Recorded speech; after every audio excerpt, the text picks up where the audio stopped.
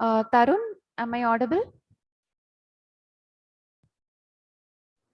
Yes, ma'am. And Dr. Suresh Nair has joined. Please make him as co-host. Sure, ma'am. Yeah, and Dr. Rajashri Jain has also joined. Please make her as also Okay, ma'am. co-host. Dr. Vijayalata ma'am also. Please make her also as co-host. Okay, ma'am.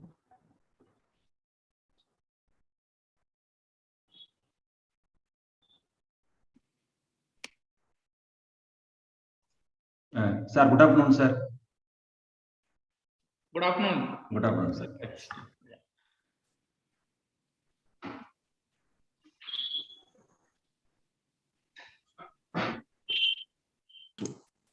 Sorry, I muted my mic. Good afternoon. Yes, sir. Yes, sir.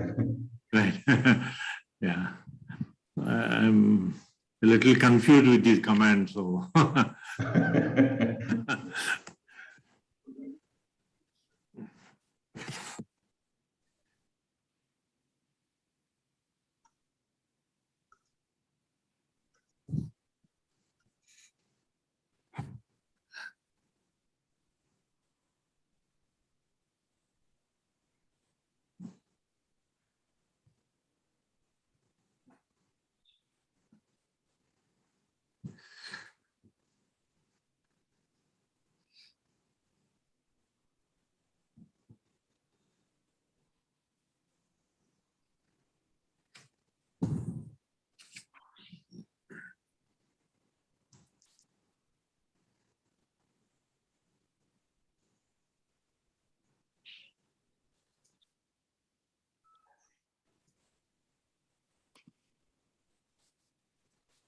Devraj sir, we are both live on YouTube and also recording has been started.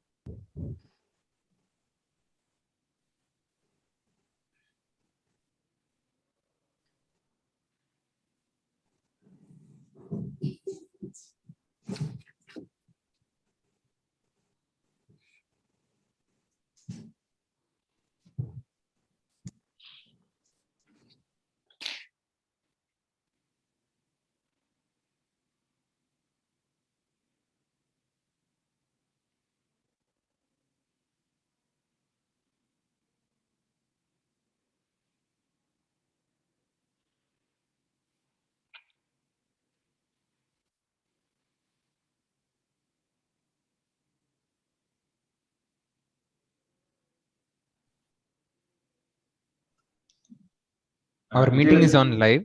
Yes. So I have shared the YouTube link in the chat box. Vijayalata madam, good afternoon, madam. Good afternoon, sir. Good afternoon.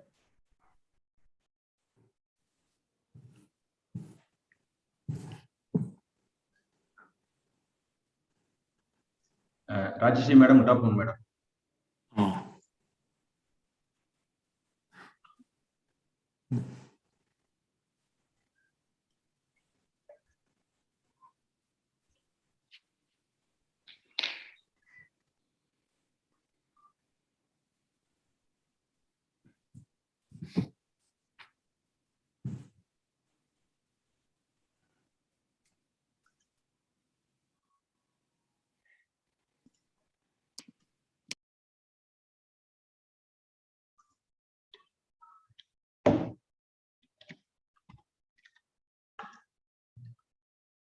Girish sir, good afternoon, sir.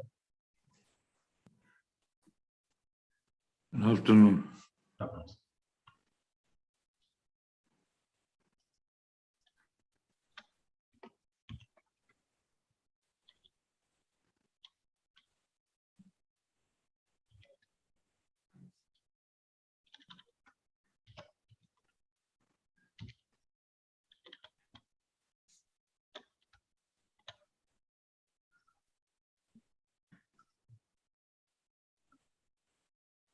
Start பண்ணிடுமா? 2 பேர் வரல. ஒரு ஆள் வரல. 2 பேர். குமரம்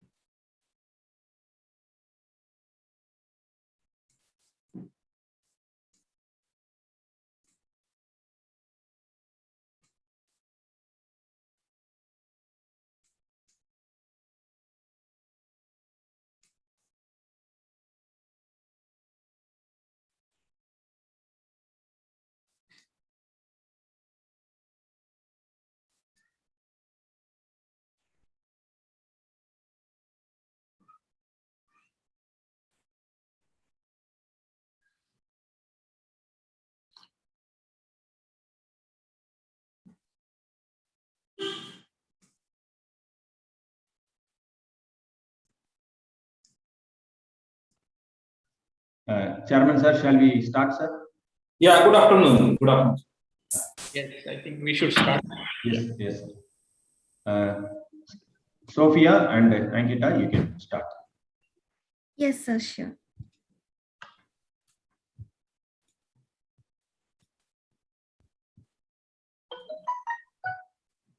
A warm good afternoon to one and all present here. I'm Shofia Fahima, volunteer of IEEE India Council Educational Activities Team and technical supporter of Madras Section SCT. Over to you, Ankita. Good afternoon, everyone. I am Ankita Chandole, student volunteer of IEEE India Council Educational Activities, and I am from Pune section. Thank you. I request Sophia to continue. Yes. Just a wrap up of the guidelines before the session. Participants, for your information, there is no dial-in number for attendees of this event. Please make sure your computer speakers or headsets are turned on and the volume is up so that you can hear our presenters. Please note you will be on mute throughout the session. Submit your questions in the chat box. Our speakers will answer as many questions as possible during the session. Participant certificates will be provided to those who attend complete sessions and submit the feedback forms at the end of the session. Thank you all for joining us for the inauguration of IEEE Art10 EAC sponsored capacity building workshop on artificial intelligence techniques to address societal challenges, organized by IEEE India Council Educational Activities Team in association with IEEE Madras Section, Pune Section, Education Society Hyderabad Section, and Young Professional Madras Section. Education is for improving the lives of others and for providing your community and the world better than you found it, said by Miriam Wright. This workshop is special as we have a wonderful gathering of intellectuals, honorable guests, and dignitaries to provide us their valuable insights. We all know that artificial intelligence is one of the most trending topics in this technological era. Hope everyone is excited for the workshop. On this great day with merging of minds, I would like to call upon Dr. D. Devraj, Vice Chair of Educational Activities, IEEE India Council, to welcome the gathering. Over to you. Thank you, Sophia. Honorable Chief Guest of this inaugural function, keynote speaker, the special invitees for this inaugural function, Chairman, Secretary, Treasurer, and ExCom members of IEEE India Council, volunteers of IEEE India Council, and the participants. My greetings to all of you. IEEE Art10 Educational Activity Committee, with the intention of providing professional development opportunity for the IEEE members and to encourage collaboration between IEEE units, has launched the capacity building workshop recently through the IEEE units. As part of this initiative, the capacity building workshop is organized by IEEE India Council Educational Activities Team in association with IEEE Madras Section, Pune Section, Educational Activities Society, Hyderabad Section, and Young Professionals Affinity Group, Madras Section. Globally, countries are facing a lot of challenging issues related to healthcare, agriculture, educational opportunities, etc. Artificial intelligence techniques can complement human intelligence to address some of these societal issues, with the objective of empowering the engineers and the young engineering graduates on AI techniques and to equip them to apply AI tools to solve these societal issues. This workshop is organized on the theme of AI techniques to address societal challenges. So this workshop is going to be inaugurated by Professor B. Yagna Narayana, Professor IIT, retired Professor IIT Madras. We are very fortunate to have one of the pioneers in the field of speech technology and artificial neural network, Professor Yagna Narayana, with us to inaugurate this workshop. On behalf of the IEEE India Council and on my personal behalf, I extend a warm welcome to our chief guest, Professor Yagna Narayana, sir. Welcome, sir. Thank you. I'm sure your presence here today and your inaugural speech will motivate the young minds to take up the academic and research works related to addressing the issues in the society technical. Welcome, sir. As one of the main focus of the workshop is related to healthcare, we were very particular in inviting some experts related to healthcare for a keynote address. We are lucky enough to get a medical practitioner and a researcher in the field of healthcare, Dr. Sitaraman, as the keynote speaker of this inaugural function. It's my pleasure to welcome the keynote speaker, Dr. Sitaraman, to the inaugural function. Welcome you, sir. Thank you, sir. Along with Dr. Sitaraman, Dr. Narayanan, a leading medical practitioner, has also joined in this inaugural function. It's my pleasure to welcome Dr. Narayanan. Welcome you, sir. Next, we are delighted to have the presence of the chairman of IEEE India Council, Dr. Suresh Nair, sir, with us to deliver the presidential address. Under the guidance and motivation of our chairman, the educational activities team is able to do a number of useful activities in the past 10 months. At this juncture, on behalf of all the educational activity volunteers and the participants, I extend a warm welcome to Dr. Suresh Nair, sir. Welcome, sir. Then to felicitate this function, the Treasurer of India Council, Dr. Prerna Gar, the Chairman of Madras Section, Dr. Kumarappan, the Chairman of Pune Section, Dr. Girish Gilari, have joined with us. We are extremely happy to have all your presence. So I would like to welcome Dr. Prerna Gar, Madam, Dr. Kumarappan, sir, and Dr. Girish Gilari, sir. Welcome you all to this meeting. Thank you, Devraj. Thank you, sir.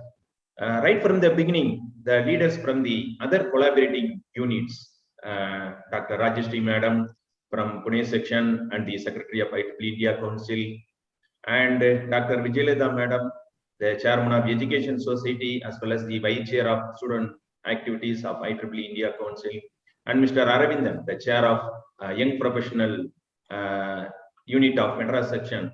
They are providing constant and necessary support to us to organize this event.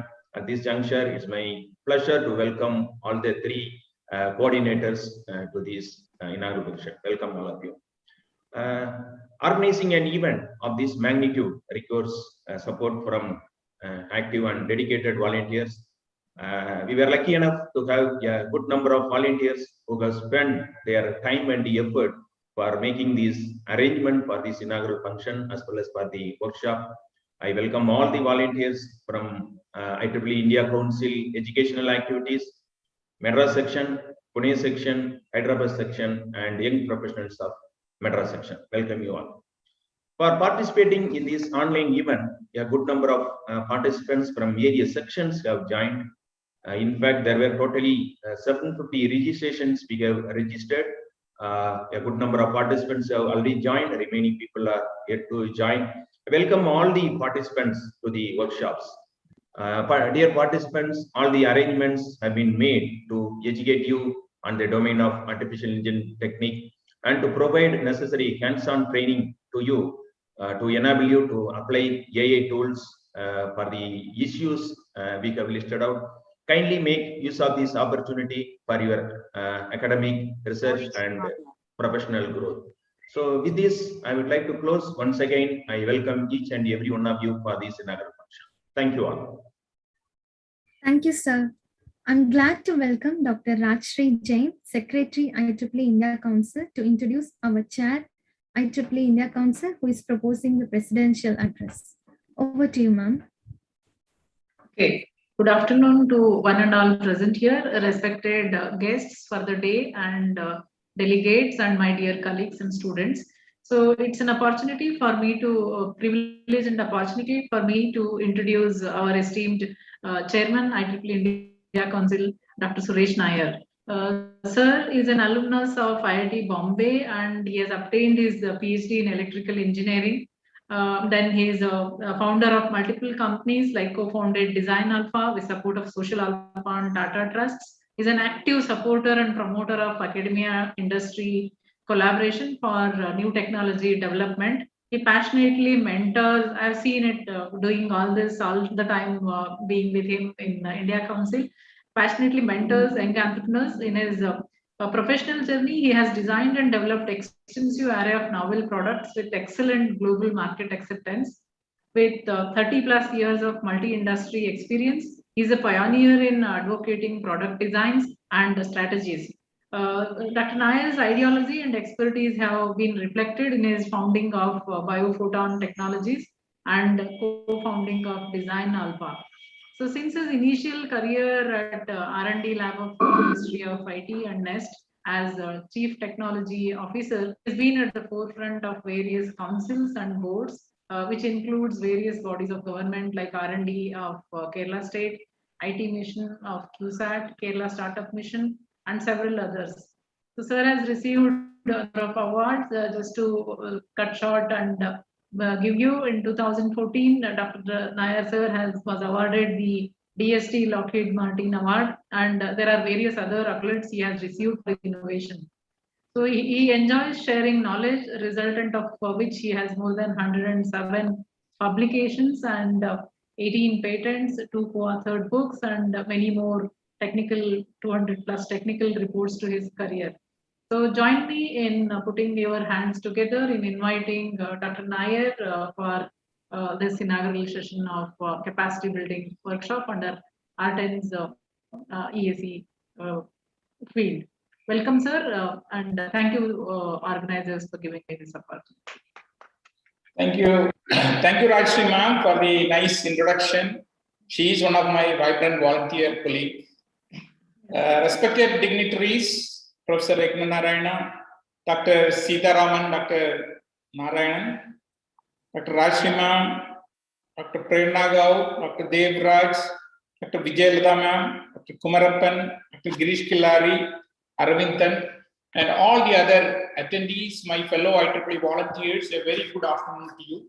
It's nice to see many sections associating here, and the banner itself shows like it's a combination of IEEE Region 10 educational activities as well as IEEE India Council, IEEE Madras section, IEEE Pune section, IEEE Hyderabad section, Education Society, as well as IEEE Young Professionals of Madras section. I think this is what India Council is for, and we are looking for such association. Thank you for having me here in this inaugural event on R10EA capacity building workshop on artificial intelligence techniques to address societal challenges. We have a galaxy of experts to talk on, including medical doctors. I shall be very brief here, thanks to Dr. Devraj, who is leading very brilliantly all educational activities from IEEE India Council side. Thinking in line of IEEE tagline, Advancing Technology for Humanity, every engineer is expected to give something back to the society. We are all heavily subsidized when we were given education, so it is our responsibility to give back to the society. When we think of technology for social impact, there are enough of them already identified. I have been fortunate enough to work on many of them. And the domains, just to talk about, it can be healthcare, of course, biotechnology, then assistive technology, renewable energy, sanitation, then education itself. So all these are, all can make social impact. Artificial intelligence is now embedded in any of these technologies, and this is making wide impact on the results. For example, I have been working on something related to pre-cancer detection. It has been going on for some time. And you won't believe, recently, we have taken a lot of data and we have come up with an AI model which has drastically improved my results on specificity. This could be achieved only through AI model derived out of the large data what we gather. Another example is, I have been working with another team where they are coming up with, taking some hard data. I don't want to explain all those things, but the doctors are able to diagnose diseases very accurately. I think it looks like, at a future date, even minimally experienced doctor will be able to do such correct diagnosis. Yesterday, I was having a discussion where scientists have come up with a holographic microscope, and they are making atlas of various cells.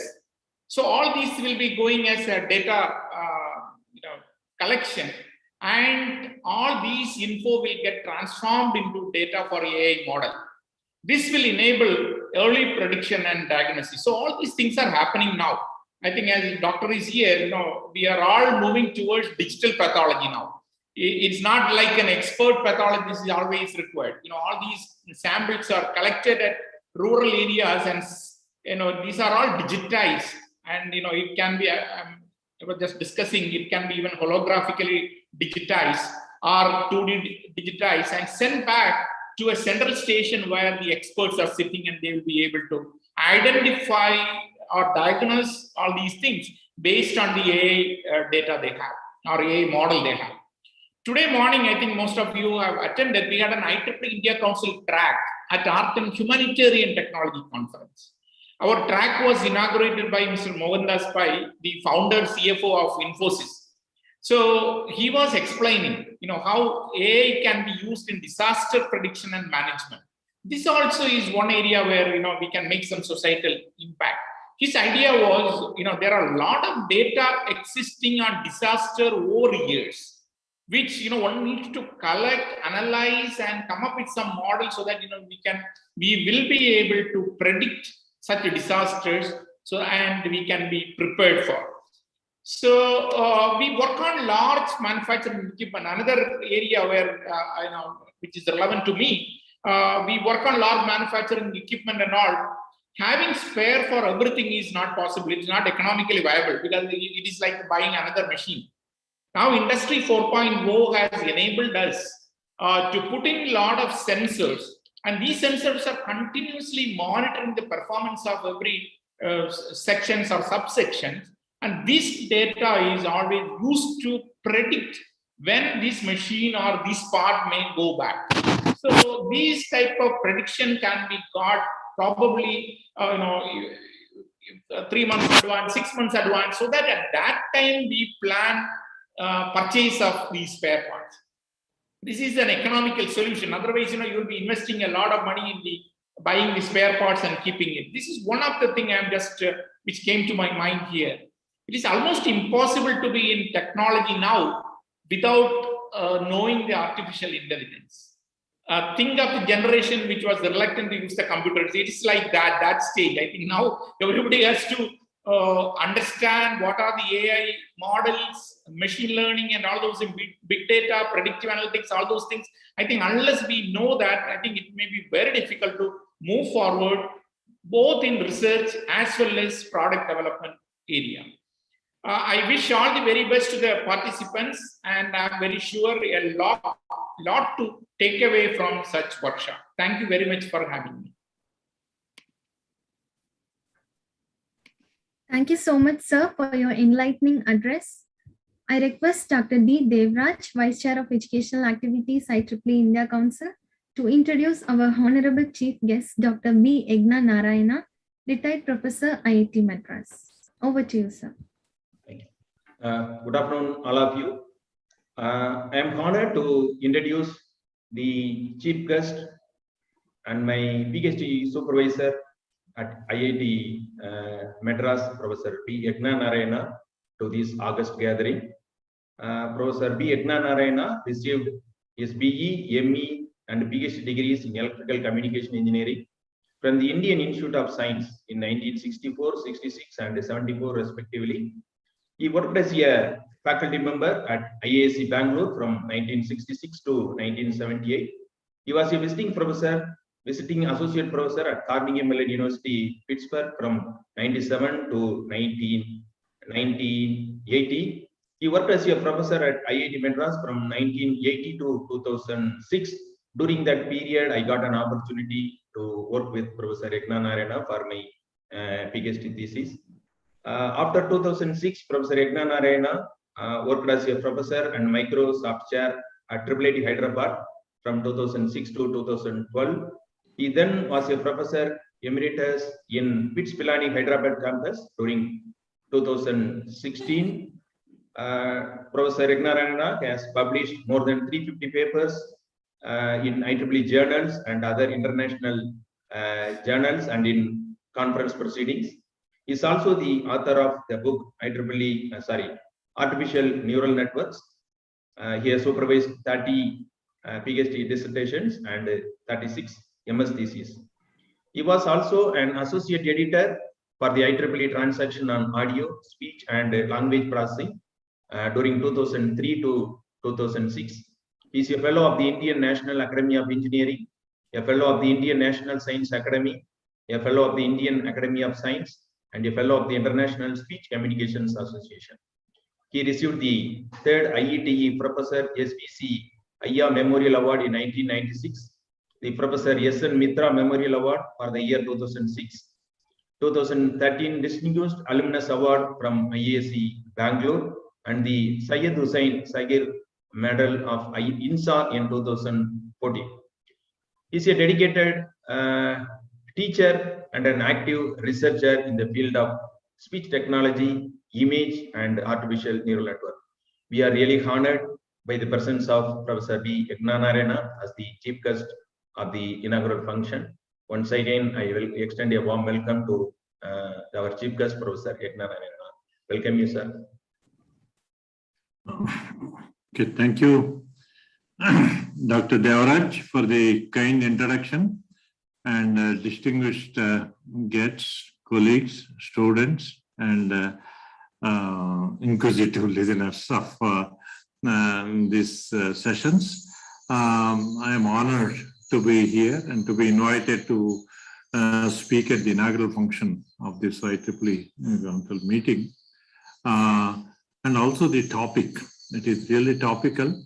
Being a researcher, although I retired, but being a researcher, my viewpoints will be definitely at variance from many others, and so I would like to present my viewpoint of what is it that's going on in these technologies.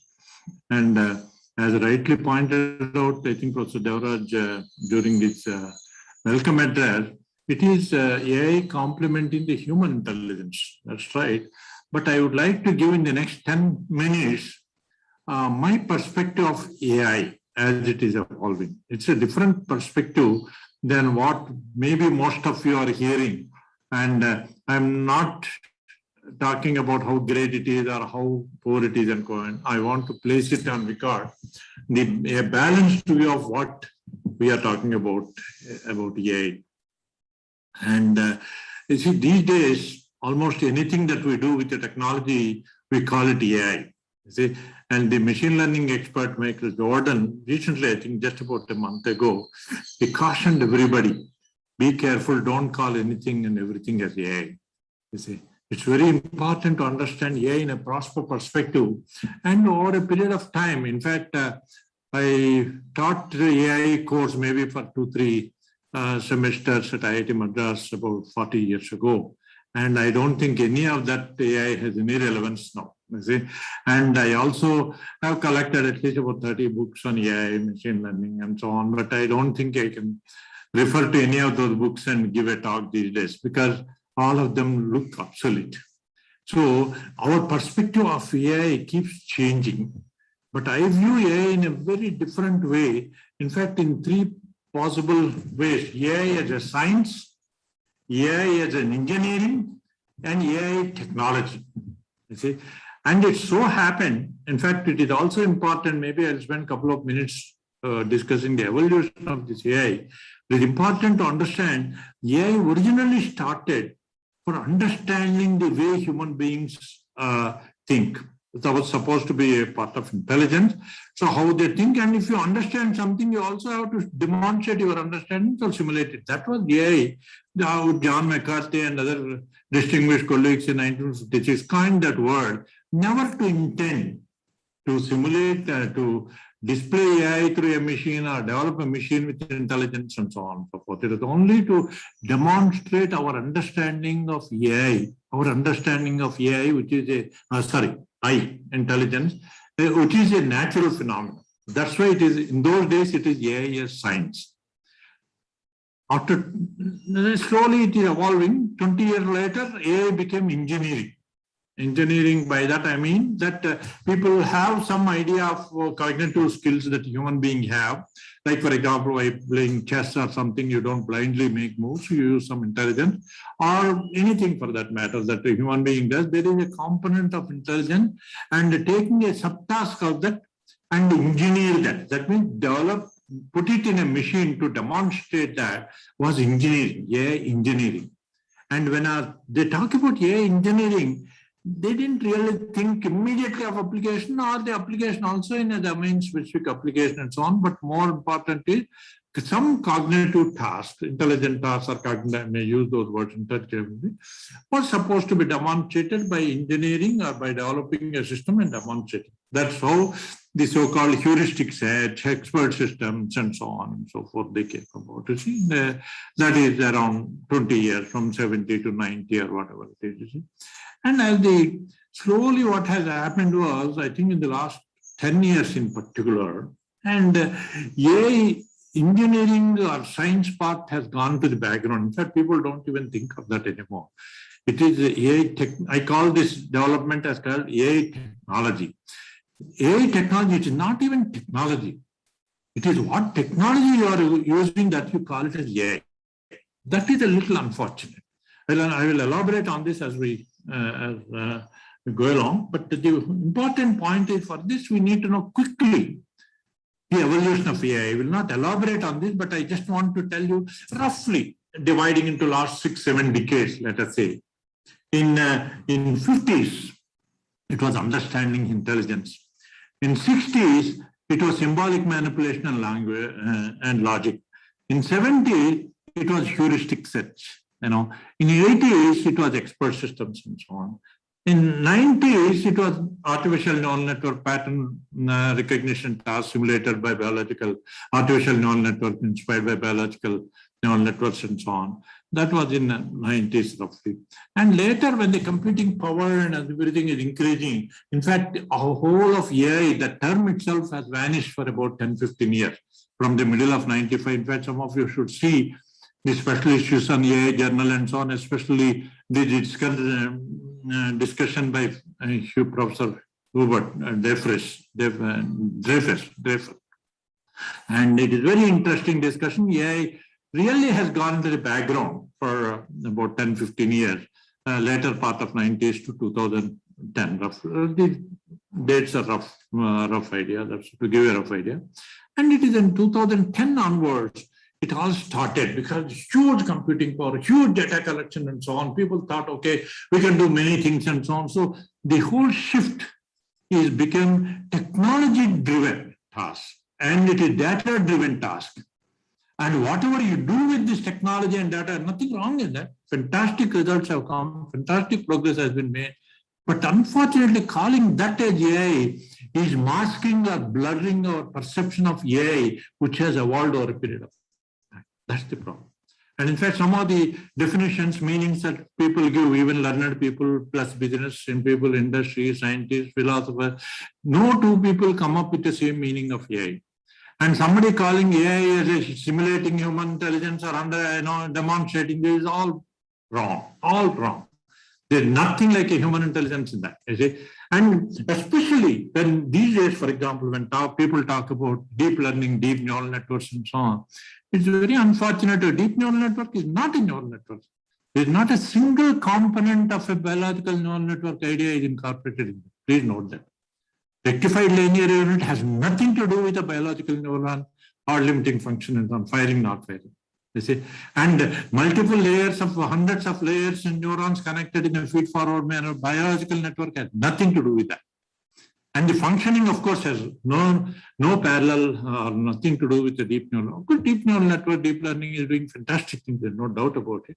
But that is exactly what the technology is about. You see, technology does fantastic things, but calling it as AI blurs our understanding of meaning of AI. That's the point I want to make. You see, so please don't deep learning. There's no learning of deep neural networks is called deep learning, and the result of that you call it AI. Unfortunately, there's nothing deep in the deep learning.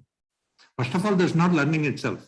If you talk about human learning and so on, nothing wrong. People use those terms, so we use it, nothing wrong in that. But we should understand, because the word deep is associated with the network structure rather than the English meaning or semantic meaning of learning and so on.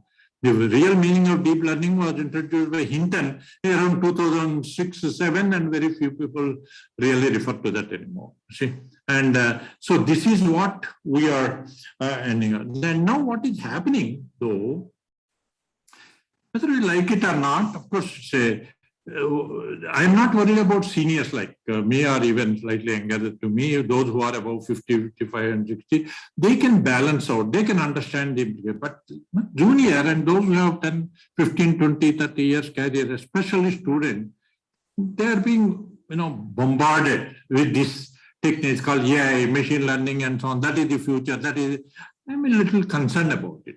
Not because I'm ignorant, because I'm a little knowledgeable or know what is happening, I'm really concerned about that kind of. It is important. It is important to learn. But is that the career one on which you build a career? Unfortunately, no. You see, unfortunately, no, because I just take 1 minute or 2 minutes to explain this artificial intelligence, AI, machine learning, deep learning, those terms. You might have seen diagrams many places. They say deep machine learning is a subset of artificial intelligence. Deep learning is a subset of machine learning. And I don't know who gave that idea, but it's universally accepted even by researchers, everybody. Nobody questions that. But I question it. That's a wrong perception of this. There are different perspectives for in fact, for a public, general public. Because it is so much bombarded with this, both news media, politicians, administrators, everybody, AI, machine learning, that is the thing to go. Every university has to start a program in AI, machine learning. So they say that these are all, for them, general public, these are all same, but very catchy words. And that is where they think everything is, future is there kind of thing. But that is all same for a general public. For a businessman and industry or industry people, for them, there is a slight difference. They do distinguish them, you see, because they have collected data and implement certain tasks and so on. So for them, machine learning is a part of AI, they put it, and deep learning is a part of this one for industry, business, and they are understanding, partial understanding. General public, I don't say they don't understand, but they only look at it grassroots. But go to academics. They are afraid to say that these are different. You see, so especially if you want money from industry, you have to sing their song kind of a thing. They also say one is after, but unfortunately, no. There may be, they think they view as some overlap among them. There is machine learning and deep learning. If you write a Venn diagram kind of a thing, there is some overlap between these three, but otherwise they are. But if you come to a real researcher, scientist, and a philosopher, if you understand these terms and so on in a both semantic way and so on, for them, they keep on scratching their head and finding out what is all this. They have nothing to do with each other, all these three components. You see? And but again, each group has its own, because they don't have to, the philosophers, they don't need funds, but engineers, academics need funds, so they have to sing the song of industry, and industry have to sell it to the public. So this is how it is going on. Okay? Concept. You see, but as a researcher, an engineer, as a scientist, we should have all these perspectives. I'm not saying one is superior to the other or something like that. We need all of them. But simply right now, the prevailing atmosphere all over the world is that AI is the all, solves all problems in the world kind of a thing. Unfortunate, very unfortunate, you see. And we don't realize it. The so-called AI-based techniques, DNN, deep learning, use all of these interchangeably without, most of the time, without understanding what they are. And they produce excellent results. It is unfortunately the success. They keep on emphasizing, everybody believes that, but we don't realize success is a rare paint which masks all ugliness.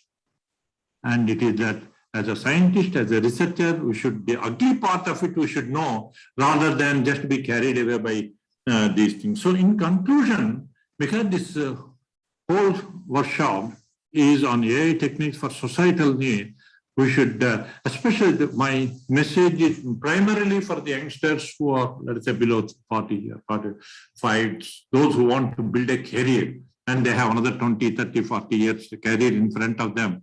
You learn these things, whatever is going on. But don't be carried away by the hype, because AI is based on technology and data driven, or whatever is done by technology and data driven, you call it as AI. And like any technology that has happened, because I am 75 years old and so on, so I have seen the technology over 50 years. Somebody else might have seen all. Some of you have seen only technology in the last 10 years. But the technological changes that have taken place in the last several decades, from decade to decade, is so much. Since this is technology based, there's no guarantee that this will remain for another. In fact, the faster the technology that grows, the faster the application, the faster it is also likely to change and replaced by something else. Keep that in mind always. But at the same time, go with it, learn, and all this. A lot of people say you need a BTech course. I don't know. All you need is only just about a 1 semester. You can do wonderful things with current understanding of AI. You don't need a full 4-year program for AI. I don't know why that kind of a hype. You need, of course, to learn basic physics, chemistry, and some engineering principles, but not these things. And also on a technology which will change, 100% it will change. When it will change, like every technology. What I used to do in 90s, we don't do it anymore. No, what we used to do in last decade, we don't do it anymore. Things are so different.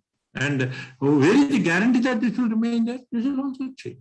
You see? So you have to keep pace with the technology, but at the same time, don't rely too much on it, because technology is bound to change. So you should also want to, except people like me who are anyway on the already retired, and anyway we are going to fade away in the with the time. So, but you people can't afford to, and also stop calling everything that we do with the technology AI. It's very unfortunate. It distorts the picture, first of all, in your own mind and also in public mind. You see, there is, so first of all, you should, if you understand, or you define your own way, this is what I want to call AI, and whatever I say, you view it that perspective rather than loosely using the term AI kind of a thing. And also, what is not misread these recently, I'm sure quite a few sincere or serious people must be looking at the side effects of it. Because this AI for societal application, it is not that AI just does everything right and so on for the society. In fact, some of you want to know, just type on Google AI and carbon dioxide. Just these 2 words you type, you will get number of articles. You see? And that is from the physical point of view, the amount of energy. Imagine if your mobile has to do an AI task with a data-driven one, how much energy you will consume. The current mobile with the battery and so on, it will not last even for a minute. You see, if you want to put a major AI task on it. Imagine earlier if it was in some central place, so there's no problem at all. But if it is brought to in every pocket within in the mobile, imagine the volume and the amount of consequence. Apart from this is a physical part of it. That is the consequent energy, everything and so on. There is a flip side of this, the mental part of it. You will see. It is very interesting because you are talking about, you should also see what is its effect. You are also talking about education and so on. What is the human side of it? What is it that happens? All human thinking, the real intelligence gets deformed or distracted. You see, very important to understand. You see, I'm sure most of us don't even remember the names of our people and numbers and so on. We look for mobile and so on. You see, and a simple calculation we can't make, a simple pattern we cannot see. So this is the problem side of the human side of it. While there are significant plus points, great predictions in medicine, agriculture, and so on and so forth. But you see, and then the most important, especially from the children and the high school education and so on, beware. Their learning abilities. Their learning abilities will be highly deformed and distorted. If only you just grow in a blind way like this, you see. Because although I am 75 plus, you see, I still teach some courses. I can see the level. I teach IIT students and other students even now. Just 1 hour ago, I finished a class. I can see the change in the students' ability to learn and understand and so on. So this technology, while it has 90% or 95% positive, but the negative flip side of it also you have to worry about when you talk about the societal implications and so on. You see, so what is important here is, all of us, no matter what, especially those who want to build career, you should follow technology, you should use it and so on, but don't be carried away by it. Okay? That is a message I want to give. And thank you very much. I wish success for all this, for this 4-day workshop. I hope you will learn a lot from the AI techniques and for various applications. I would like to thank the organizers for inviting me for this inaugural function. I wish best of luck for the rest of the workshop. Thank you very much. Thank you so much, sir, for your thought-provoking address. I request Dr. J. Preeta Rosling, Volunteer of Educational Activities, IEEE India Council, to introduce our keynote speaker for today, Dr. Sita Raman, Professor and Head from Kovai Medical Center and Hospital, Coimbatore. Over to you, ma'am.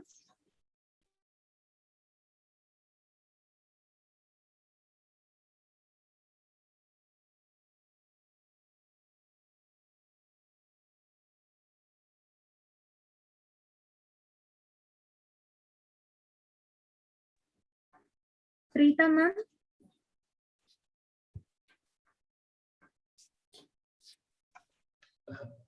Tarun, make Dr. Preeta Rosling as co-host.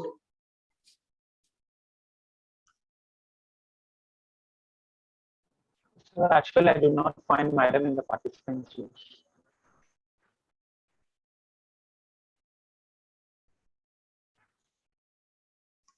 Wait a minute. Josephine, you can introduce the rest. Sir, we could improvise and start off, and then that's also one possibility. No, sir, we are starting. No issues. I'll do it. Okay. Sir. Yeah. So it gives me an immense pleasure to introduce our keynote speaker. Dr. N. Sita Raman completed his bachelor's degree from Sri Ramachandra College in Chennai and his master's degree from PSG Institute of Medical Sciences and Research in Coimbatore. He is currently serving at Kovai Medical Center and Hospital, Coimbatore as a professor and head of community medicine. Prior to this, he has worked in Sri Balaji Vidyapeeth in Pondicherry, SRM University in Chennai, and PSG Coimbatore. His research interests include spatial epidemiology, the use of IT technologies in healthcare, medical education, and research methods. His previous research includes GIS and tuberculosis control, transgender health concerns, and career goals among medical graduates. He is now conducting research on road traffic accidents, edible oils, and e-waste. Dr. Sita Raman is the author of over 440 national and international publications. We are really honored to be here with you, sir. Thank you, sir. Thank you. Should I start? Yes, sir. Thank you. Thank you for those kind words. Good afternoon. Greetings from Coimbatore. I'm Dr. Sita Raman. I should thank Dr. Jayavraj and his team for giving me this opportunity. It is definitely a pleasure to be in this August gathering. Now let me share my screen and tell me if you can see this. Josephine, you have to close your PPT. Okay, sir. I'll just stop.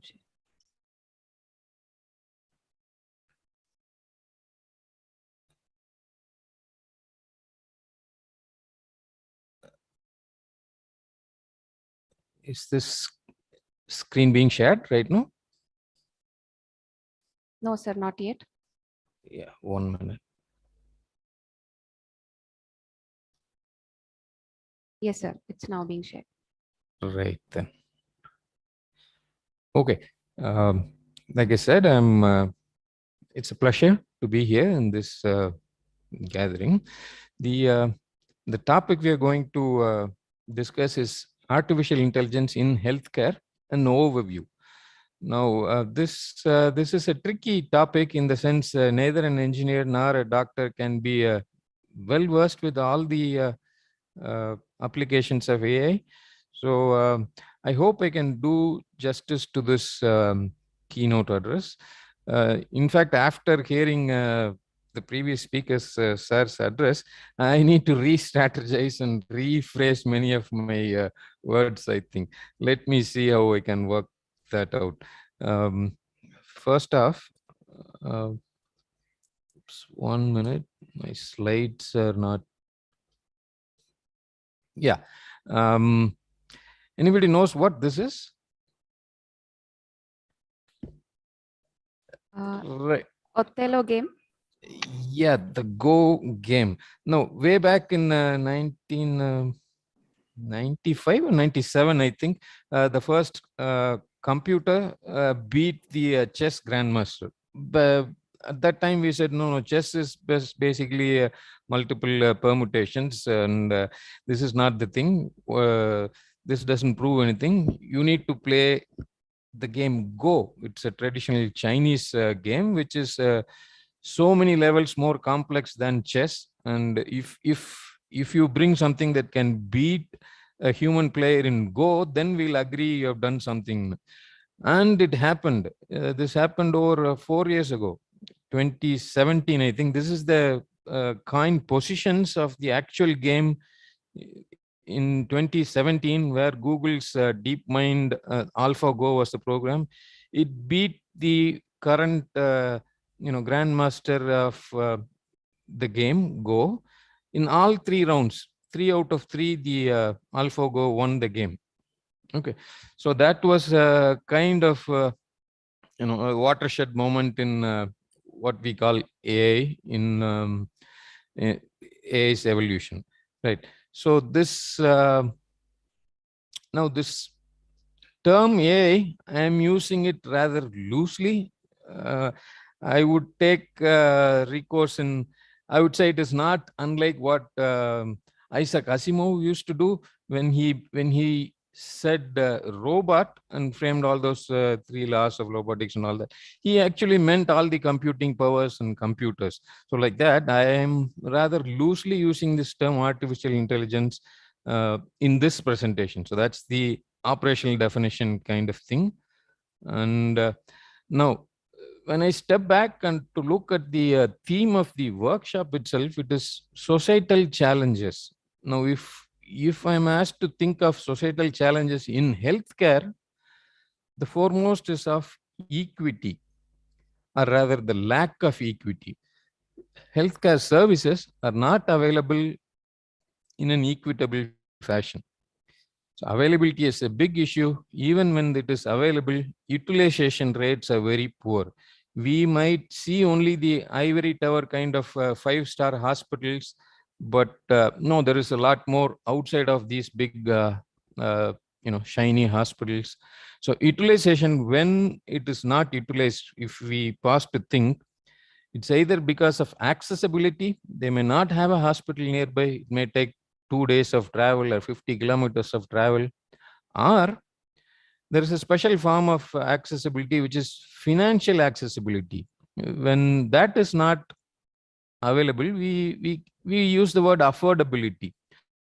So accessibility, affordability decides utilization rates, and these are the major societal challenges in healthcare, making sure that everybody achieves an optimal health. This has been a huge challenge. This is not even an yearly theme. This is the underlying goal of World Health Organization, or most of these organizations works. In fact, for a long time, we used to go by the health for all by 2000 was the goal. And then once we crossed 2000, we started saying Millennium Development Goals. Then we came up with Sustainable Development Goals. Then the current one goes like universal health coverage. Now the point is, we have these still implies that there is a lot of inequalities in healthcare, right? So why I'm saying this at the very outset is that if you are going to pitch your research or your dissertation or your funding proposal in terms of societal challenges in healthcare, you need to make sure that you touch upon these issues and show it in such a way that your research is going to benefit or contribute towards equity in healthcare. That is when we can claim you're doing something for societal challenge in healthcare. Right then. So let's come to AI itself. Now, this is something we need to understand first. The word healthcare is much, much bigger than medical care.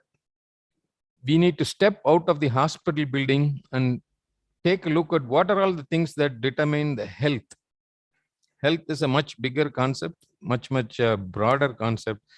So once you do that, immediately you see so much more avenues opening up for possible applications of AI or any other technology. Because inside a hospital, you're going to think of diagnosing and treating only those, whereas outside determinants of health, if you start looking from that angle, there are so many things which can be done. Right. So having said that, now I think for easy understanding, we can look at the physical and virtual divisions in AI. Like I said before, these may not be true AIs in the technical sense, but anyways, just for this one session, let's stick to this. By physical, I mean things we can touch and hold. Virtual are all our apps and platforms and algorithms, right? So in the physical, I guess this is a totally separate branch of engineering itself. But anyway, what I'm trying to tell is we can design and inject or some way send these molecular machines, small machines kind of things inside us.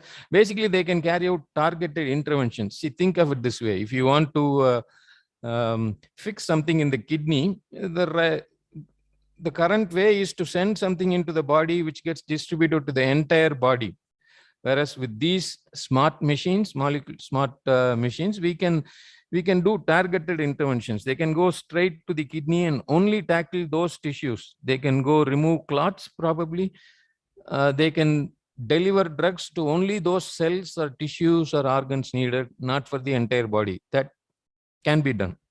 No, this is again one of those not so AI things. Robotic surgeries are even right now they're being carried out. And the promise of 5G or 6G makes that it can be done from long distance also. Now, precision is there, obviously. As of now, it is being done with human-aided manner only, but probably sometimes in the future, unaided surgeries might also happen. Now, prosthetics basically is the field that designs prostheses, like artificial limbs and stuff. Now, once you think of all the possibilities of having smart prostheses, then it opens up a lot of things. See, these processes need not always be external. When you have internal processes, they go by the name implants, right? So these implants can record even these external prostheses can record your biological data and keep sending them, which probably is going to be useful in some way, right? Let me come back to that.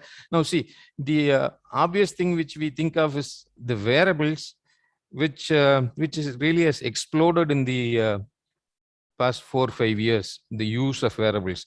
Hold on to that thought. I'll come back to wearables a little later, but let's move on to the virtual section of what we call AI.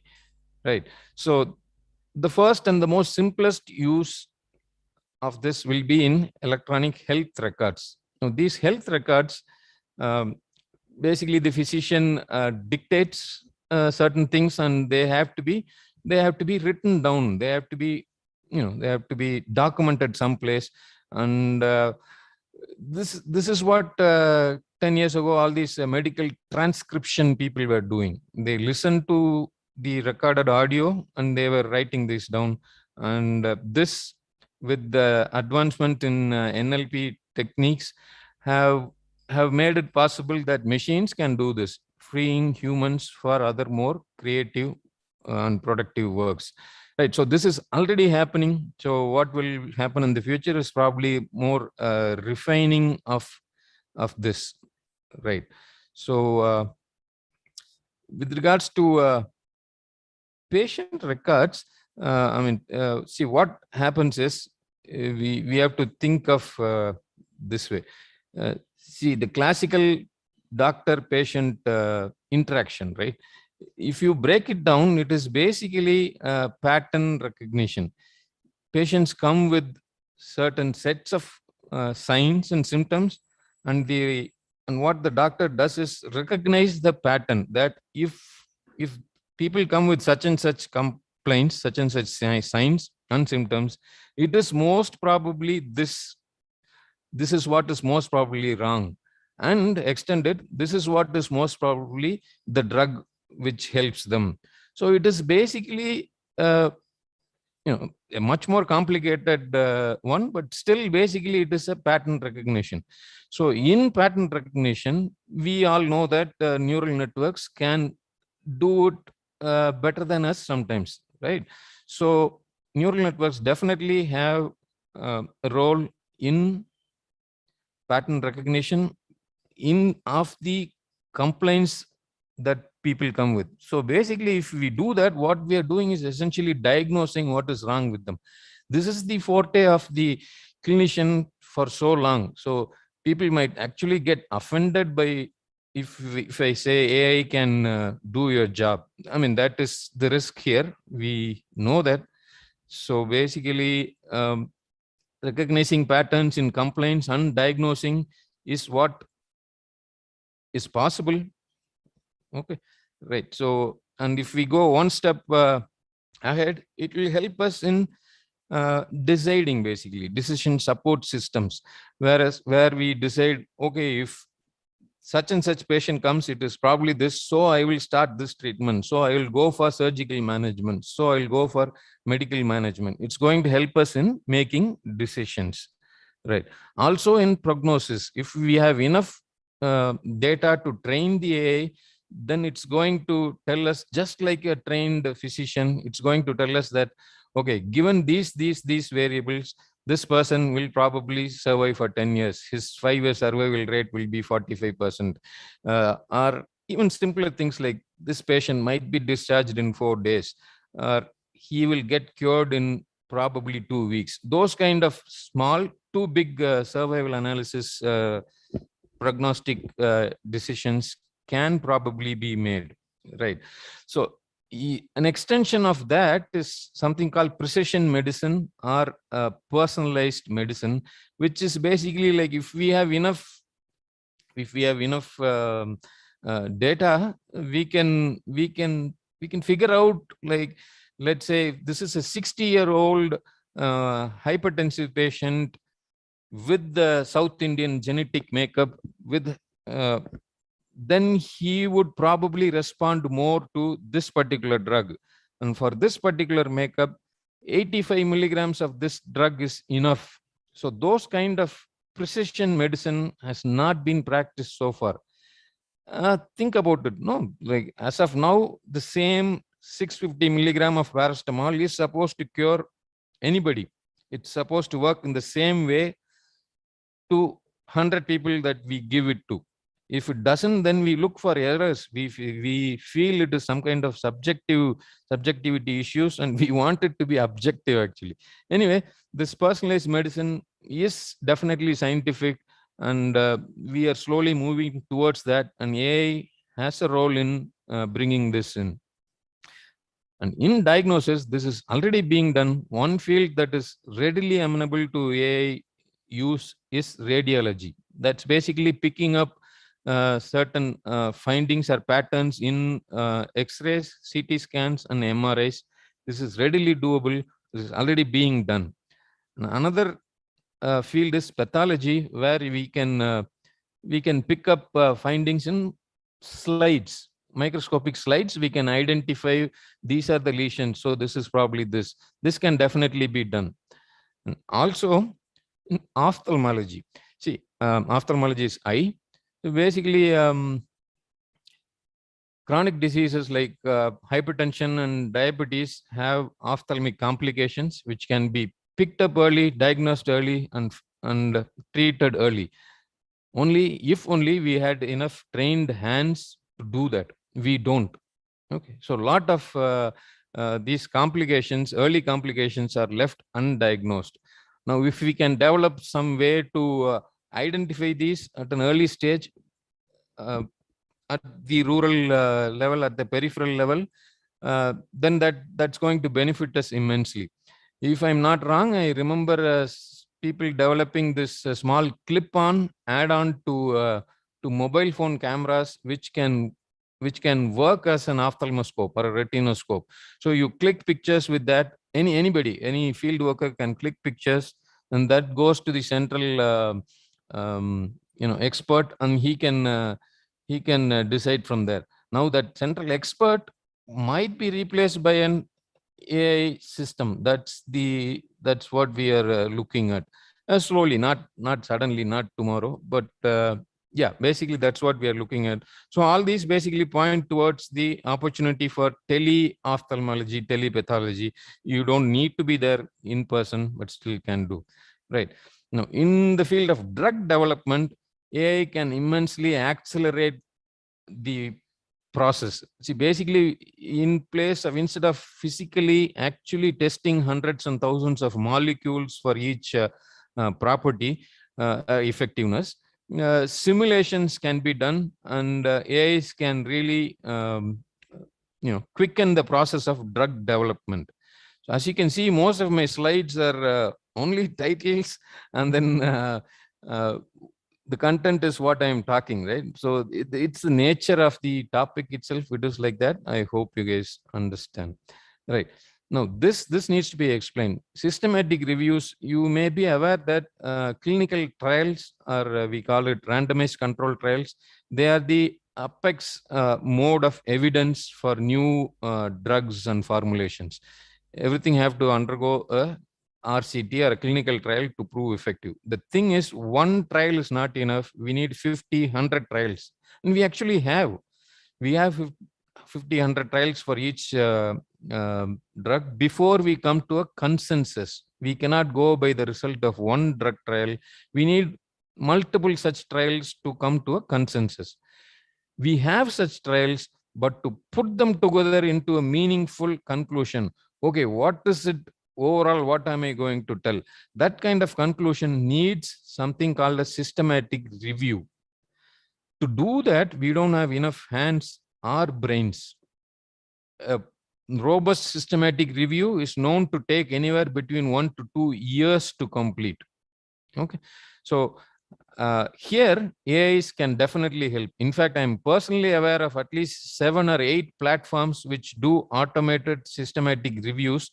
And there was a published article which said from start to finish, they completed on AI in one systematic review in 4 weeks, which is a huge deal. Okay, so yeah, AIs definitely have a role in performing systematic reviews. So they'll ideally they'll keep watching out for new evidence, and whenever a new study, new evidence comes, it will pick up that evidence, integrate it with the existing consensus, and revise the clinical recommendation accordingly. That's the most ideal AI-powered systematic review system we are looking at. Right. So now this forecasting, you might have seen all these models for COVID. This model predicts that second wave is coming here, third wave is coming this month. So those are called mathematical modeling of diseases. So forecasting and modeling is also one technique where AIs can probably pitch in and make it better. Right. So now coming back to wearables, now this, like I said, has exploded so much in the past 4 or 5 years or something. I'm sure that at least half of the people listening to this right now will have some form of sleep tracker or activity tracker or something, either on you or at your home. Okay, so we have so many wearables. They are not always on your wrist. They can be on your neck. They can be on your head. They can be on your spectacles. They can pick up, physiological symptoms. They can pick up your heart rate, your sleep rates. They can tell, how long you are in REM sleep, all those. So these data may not be of much value looked alone, but then you combine it with everything else we know about ourselves, then we come to something big. So wearables, if you look at the amount of data that companies like Fitbit or Apple has about you, it's sometimes scary actually. They know so much about us, and how we make use of these is the issue. Right now they are being used to give us targeted advertisements. And that's pretty much what we are doing with this data as of now. Let's see. And then of course these sensors need not be on you. It can be just in your house. Your pillow can tell you how long you have slept. Your fridge can tell you how many calories you are eating. Your toilet commode can probably tell whether you have parasites in your stool, whether how much is your hemoglobin. It is definitely in the cards. In fact, this toilet thing is right now, it's there in Japan now. Okay, so these all these sensors around us, some of them we carry, some of them carry within ourselves, some of them on us, some of them in our homes. These all like pick up so much information about us. And of course, the way to analyze all this is going to be through the big data approach. The traditional statistical analysis will not hold water. It's just too big, too much of data. So what will be analyzed is basically all the omics, like meaning the proteomics, genomics, epigenomics data, and then the biomedical data from all these sensors and wearables, and then our health records from in hospitals. It has all the details, and then all our social and behavioral patterns. All these has been there. Now, what is needed is to all put these all together and figure out things. That is what is needed. So what we'll be getting is, from taking the big data approach, is not just faster computing and more data. It's basically we're getting new insights from which we can generate new hypotheses and probably form predictive models. This is why it is happening. We can form such predictive models. Right. Of course, there are going to be some disadvantages, primarily loss of jobs and lack of the empathy and the emotional intelligence. But I think the advantages of efficacy and precision and the better monitoring prospectus basically outweigh these disadvantages. Now, few words of caution here. Even if I don't take the extreme view of some evil robots taking over the world kind of thing, still there is enough reason to be wary of. I'm not going to go in this, just suffice to say that famous personalities like who's this, Steve Jobs, Bill Gates, even Elon Musk, they all have voiced their concerns over the possibility of the dangers from AI. It is definitely there. They are, of course, talking not about the, what do you call it, the narrow AI. They are not talking about the narrow AI. They're talking about the artificial general intelligence category. It could happen. It might not happen. We really don't know. We just have to be aware of that. But more so of the caution when applying to healthcare field is that, see, we used to tell that to our interns, that is our graduates who are doing their internship. We tell them, have you ever wondered why we tell a doctor practices, a conductor works, manager works? That's the word we use in English, whereas for medicine, for doctors, we use the word practice. So I'll be practicing all my life. Even the last patient that I see, I'll still be practicing medicine, which is basically what is implied is each patient is so different. Each patient is mildly different. So there is so many small variations in presentations and human body makeups and all, that it is, that is why we use the word practicing medicine. This is a common thing we tell outgoing interns.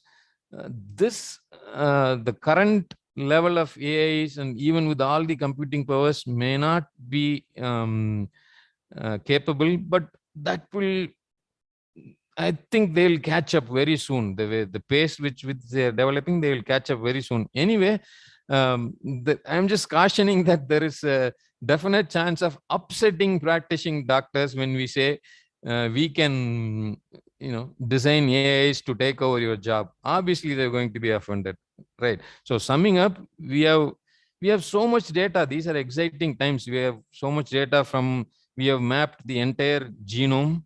We have mapped the entire microbiome on us, in us, within us. We also know what are all the social determinants, how much each is contributing.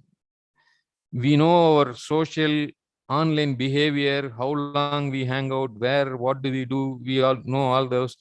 And we are living in a very connected Internet of Things world. So the only thing needed is to put these all together, the big convergence. We need we need computing power to put all these together and make sense out of these. So the future, I think the future is here. Future is not something out there. The future is already here. You look at how capable your smartphone is. That's an example of how fast we have been developing. It has replaced 15, 20 separate things we used to have on our desk or on the wall. Anyway, so with regards to AI and its computing power, I think the only way is up. Even if something is not capable today, very soon they will become capable. So I think the only way is up, in the sense more computing power, more analytical skills, more discrimination skills and all, right? Right, then I think that brings us to the end of the this short presentation. Right, this is actually, I shouldn't skip this. You need to look at this. Artificial intelligence versus natural, oops, sorry for the side typo there, natural stupidity. Now, no matter how well an AI design we design, there is always a human involved in, there is always a society in which you're going to use it, right? So, machines don't operate, AI systems don't operate in vacuum, like not literally, I'm saying, like they don't operate in in isolation. They work, they become part of a working society. So society is made of humans, and humans have stupid tendencies, right? So we need to ensure that that is also taken care of. Or simply put, the society should be ready for the AI that we are putting in. We cannot drop something in an unprepared society, right? So you see, let's say there is a village which doesn't have even a primary healthcare center, or even an Anganwadi. Now we cannot go claim that I will drop drones. I will drop Coca-Cola with drones, or I will do limb replacement with 6G technology. We cannot claim that. You should appropriately get your social milieu ready for the AI systems to operate. That's what I mean in this sentence. I think we are at the end of this thing. So I put together some resources which you can check. I'll be sharing this PowerPoint with Devraj sir. You can take a look. All right, then. Thank you.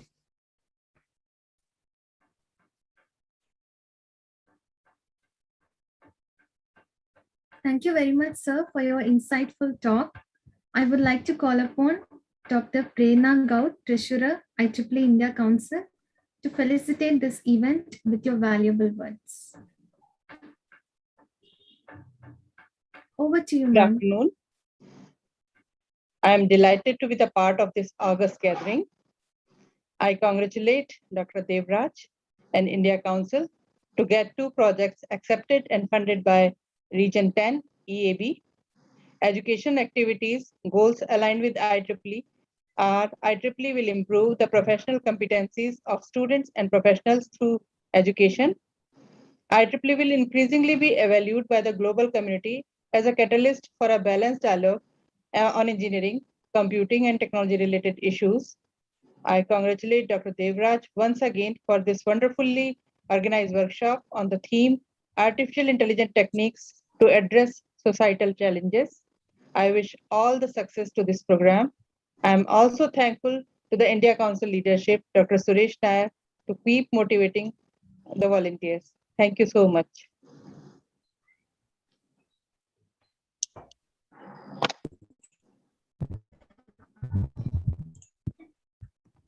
Thank you. I now take Dr. IEEE Madras section to felicitate this event with your kind words. Respected Chief Guest Dr. Agna Narayanan, Dr. Suresh Nair, Dr. Sita Raman, Dr. Prerna Kaur, Dr. Rajeshri, Dr. Devaraj, Dr. Rajesh Shingol, Dr. Girish Pilari. Good afternoon to one and all. Well, this is based, the workshop is based on the theme of artificial intelligence technique. Once this kind of a technique to reach the level of any kind of a curriculum as an academician, once you have a look up, that means that has reached the level of any kind of a course that's called artificial neural network and fuzzy logic together. That too becomes very popular, come to the level of a course in any number of degrees. Therefore, most of the courses maybe belongs to professional or is a non-professional, medical, dental, in all the field, this course is very popular. Then it becomes one of the courses. Not only that, it becomes very popular. When it becomes very popular, it is applied to the day-to-day appliances. Neural network applied in cameras, fuzzy logic applied in washing machine. That's why it's become very popular. First, the level of the course, next, it becomes very popular. And the popularity again and again, because it's applicable to all kind of a field. Avenue is open widely. Now the question is how we can face using this in a societal challenges. I'll quote only two things here. One is due to this COVID, it is even sometime for us, it's not possible to meet the doctor or not possible to meet the physician. Now, when this kind of artificial intelligence techniques, once you utilize, it acts as an instant physician. Once it acts as an instant physician, you can easily get diagnosed and you get a solution of what you required exactly at the moment without even seeing the doctor. That is possible. But this is a societal challenge. Once you utilize this technique, artificial intelligence is different from artificial intelligence technique. Once you utilize this technique, the instant physician to be improved further. The second one is due to the natural disaster, tsunami, the Fukushima plant and the nuclear power plant affected like anything. But even to get repaired, no one can go nearer to that due to the radiation. In such a kind of a situation, even now the people are planning to utilize a robot. Together with this robot, this kind of artificial intelligence technique, once you make it, means it is easy for us to solve such a kind of a problem. For both these purposes, we require big data. Once you utilize these big data, even there is a number of societal challenges in front of us. Now I quote only two. Using this, you can utilize this artificial intelligence technique in a number of places and solve the societal problem. With this, I'll conclude my part. Thanks for the opportunity given, as well as wish you all the best for this workshop. Thank you.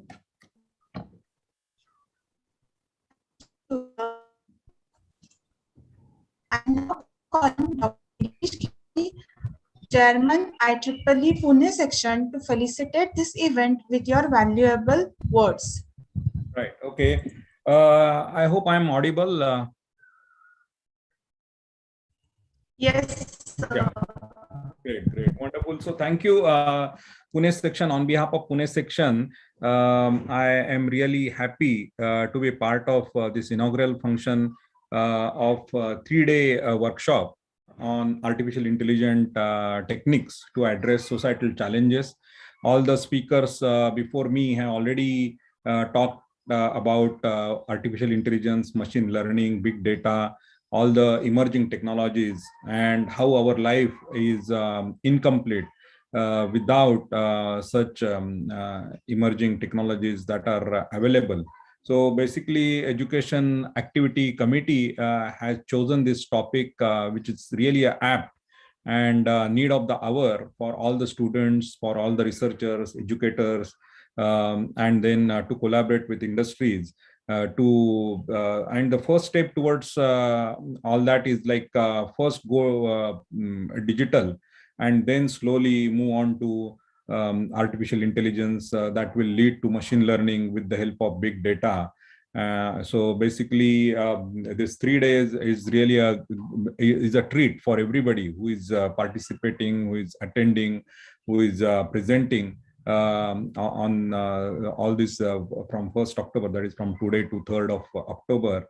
So I basically once again on behalf of Pune section, I thank Devraj sir, Rajeshri madam, then Suresh Nair sir, then Narayana sir for his valuable speech, and then Sita Raman sir, Dr. Sita Raman, Prerna Gaur, Kumarappan sir for the opportunity, and Pune section definitely would like to be active on emerging technologies like this with all the future activities plans that education activity and then Pune section definitely would like to part of it. With that, I once again wish a very great success for this workshop, and then I hope that we all enjoy the proceedings from now till 3rd of October. Thank you so much. Thank you, sir. It is indeed an honor to have in our midst renowned chief guest and the keynote speaker with us who have consented to grace the inaugural function with their presence. I request Dr. K.R. Suresh Nair, sir, Chair, IEEE India Council, to honor Dr. B. Yanganarayana, sir, with an e-memento. Yeah, it's really, I feel very honored, sir, to present this memento to Dr. B. Yanganarayana. Thank you for your presence and this talk.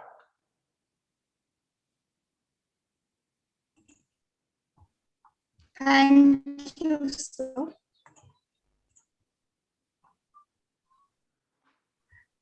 I also request Dr. D. Devraj, Vice Chair, Educational Activities, IEEE India Council, to honor Dr. Sita Raman with an e-memento.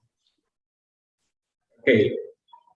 So Dr. Sita Raman has given us a detailed presentation about how technology and specifically AI technology has been used in healthcare and medical care technology. Sir, we are extremely delighted to hear about technology from medical practitioner. We are extremely happy and we would like to sincerely thank you for the time you have spent. On behalf of the IEEE India Council, we would like to present you your e-memento. Thank you, sir. Kindly accept this e-memento. Thank you. It's been a pleasure, sir. Thank you, sir. Thank you, sir. Now I request Dr. Y. Vijayanatha, Madam, Vice Chair, Student Activities, IEEE India Council, to brief about the workshop. Good evening, everyone. Thank you, Ankita. At the outset, I would like to thank Devraj sir for giving this opportunity, and let me give a quick overview of the workshop. And this workshop includes technical presentation as well as hands-on session on artificial intelligence and machine learning techniques and its application into healthcare, agriculture, and disability support service. So as in the day one, as everybody was briefing, it is a 3-day workshop what we have. Day one, after the inaugural, we'll be having a session on AI and machine learning techniques by Dr. Manish from IBM India. Followed by that, we'll be having a session on implementation of artificial neural networks using MATLAB. This will be an hands-on session. So I request all the participants to make use of this opportunity to the maximum extent. And we have the resource persons from MathWorks, Mr. Akhil Gopinath and Deep Signal. And day two, at 2 o'clock, we'll be starting a session with microarray data analysis by Dr. P. Ganesh Kumar from Anna University, Coimbatore. Followed by that, we'll be having a session on AI and ML techniques in agriculture, where we'll be briefing a case study by Suganya Devi from NIT Silchara. And the next session will be on implementation of machine learning algorithms using Pythons. And this is once again an hands-on session by Dr. Annie Uthar from SRMI Chennai. And followed by a case study by IEEE IC Education Activity Technical Support Team. Day 3 we'll be starting the session at 2 o'clock. We'll be having automatic speech recognition system for hearing impaired persons by Dr. Mahadev Prasanna, IIT Dagur. Followed by that, we'll be having AI in improving treatment compliance by Dr. Kalavaini from Malaysia. And the last session is IEEE resources on AI and machine learning by Dr. Dhanukumar. He is from IEEE India office. So this is the overview of the 3 days workshop. And hope you have a fruitful learning from the workshop. And since you have an hands-on sessions, I think we will be really enjoying you. Thank you all the participants for joining the workshop and wish you good luck. Thank you, Saveras. You're on mute.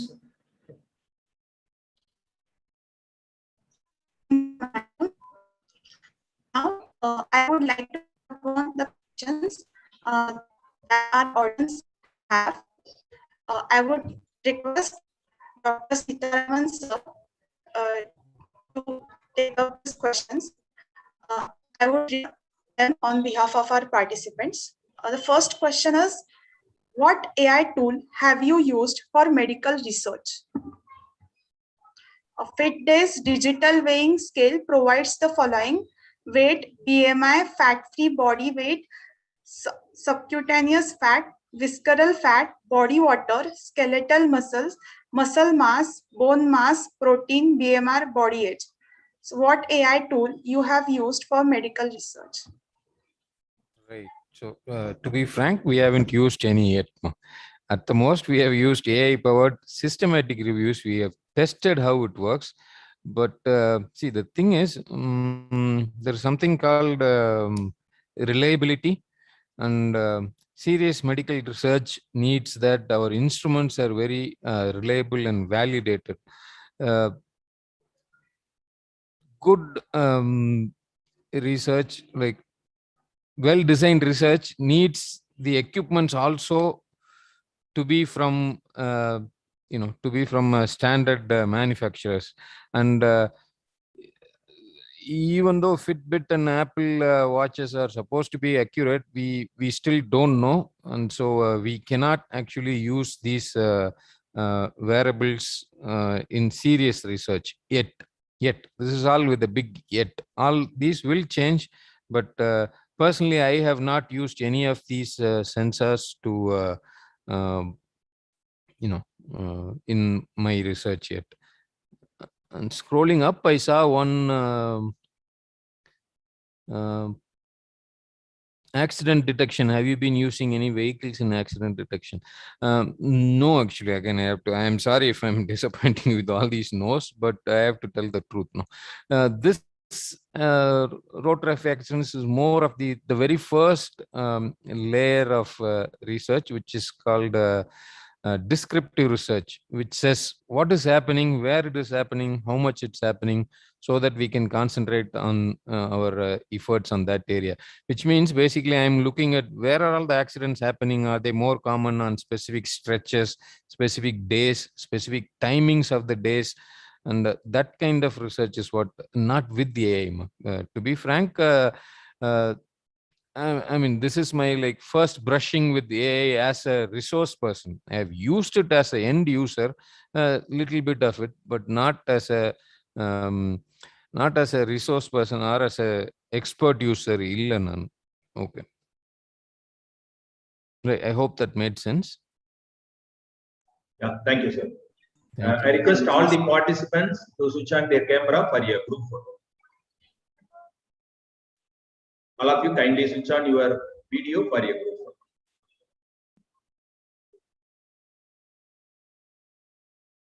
photo. Raghavendra, kindly take the group photo.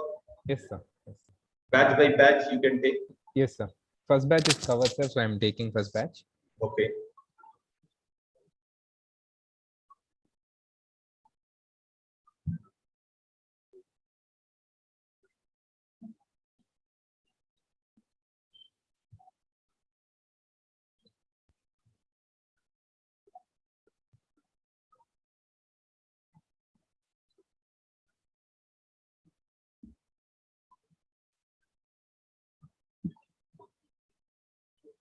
I'm going with the second batch. Sir. Okay.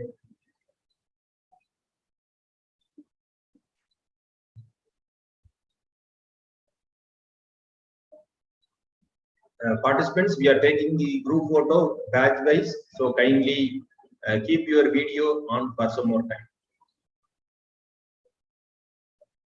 I'm going for third batch. Sir. Okay.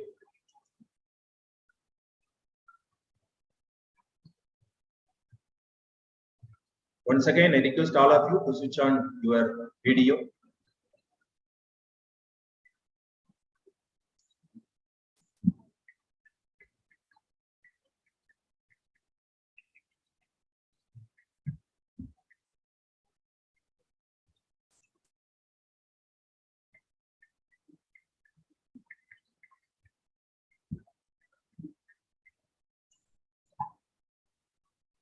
Yes, I have taken. Sir.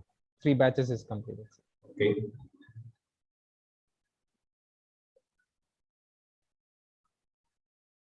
Totally 6, correct? Totally 6. 6 or 9? 9, sir, but others have not Yeah. yet turned on. So only turned on. Participants, many of you have not switched on the camera. Kindly switch on your camera for your group photo.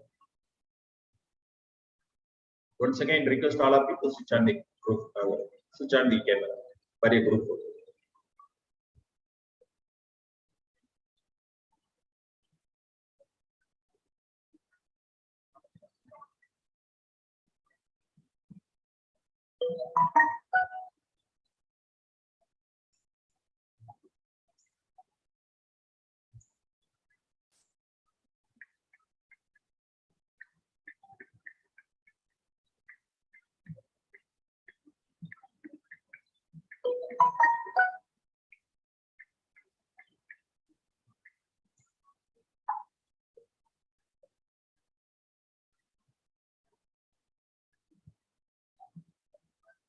Raghavendra, how many you have completed? 5 batches over, sir. Okay, okay.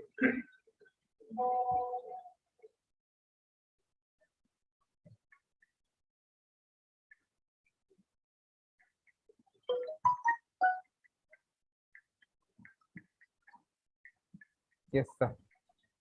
Taken all? Yes, sir. Yes, sir. Okay. Thank you, participants, for your cooperation. You can switch off your video. Event management team, you can move on to the next agenda point. So, so we have few more questions. Shall I ask them? One more question you can ask. Okay, sir. So, sir, this is the question for the Yanganarayana, sir. I request sir to kindly take this question. What, according to you, is AI in a single sentence? What motivated you to research in AI?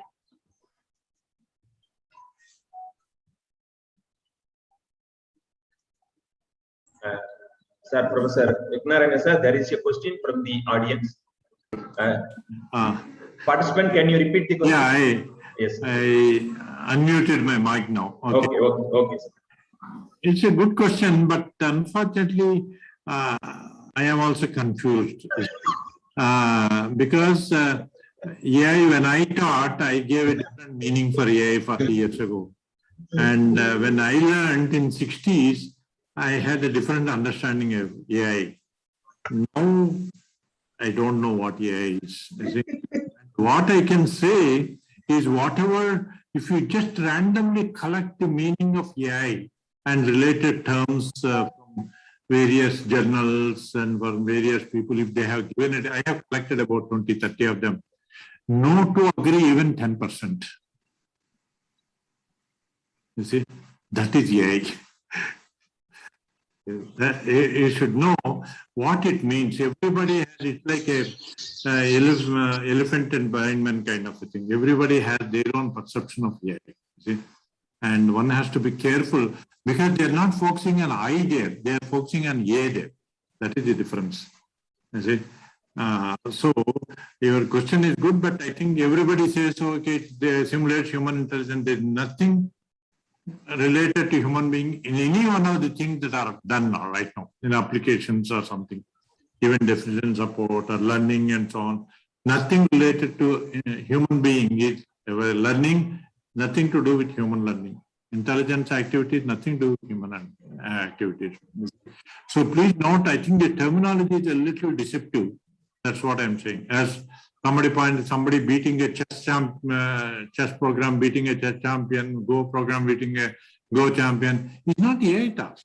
It is simply asking me to run with a car, and so car will always win. There's no question about it. You see, I think we should understand the infrastructure that is helping those programs. There is a human being, the infrastructure or something. There is no additional infrastructure that human being is using. I think you must distinguish between natural intelligence, AI. AI definition, currently whatever you think it is, I am almost certain in 5 to 10 years it will change. 100% guarantee. You see, the meaning of AI will be different than what it is now. You see? So I suppose I have not answered your question. I only gave some my perception of this. So, but definitely if you want me to caution people, don't use link with a human being. It has nothing to do with the biological neural network. It has nothing to do with the human cognition and so on. If you want to use one word which distinguishes human being and rest of the things that we do, human being does what is called, this may be a difficult term to explain, you do continuously what is called a reconfigurable biological neural network architecture. Reconfigurable. Every instant you reconfigure your architecture to the task. Every instant, you see, which can never happen in a machine.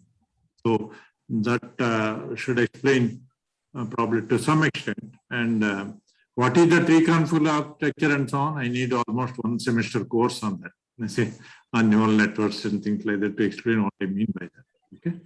Thank you for asking this question. Sorry for my inability to answer you satisfactorily. Thank you, sir. A graceful occasion cannot conclude without acknowledging the efforts of all the members who have participated to make this event successful. So now I request Dr. Josephine, volunteer IEEE India Council Educational Activities, to propose the vote of thanks. Good afternoon to all. It gives me a great honor and privilege to propose the vote of thanks on this memorable occasion. Let me first of all start by giving glory to the Almighty God for making today's occasion a resounding success.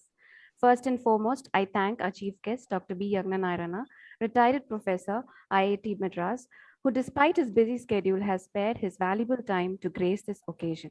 Today, we had an opportunity to hear your thoughts, which has enlightened us and encouraged us to do more in our future events.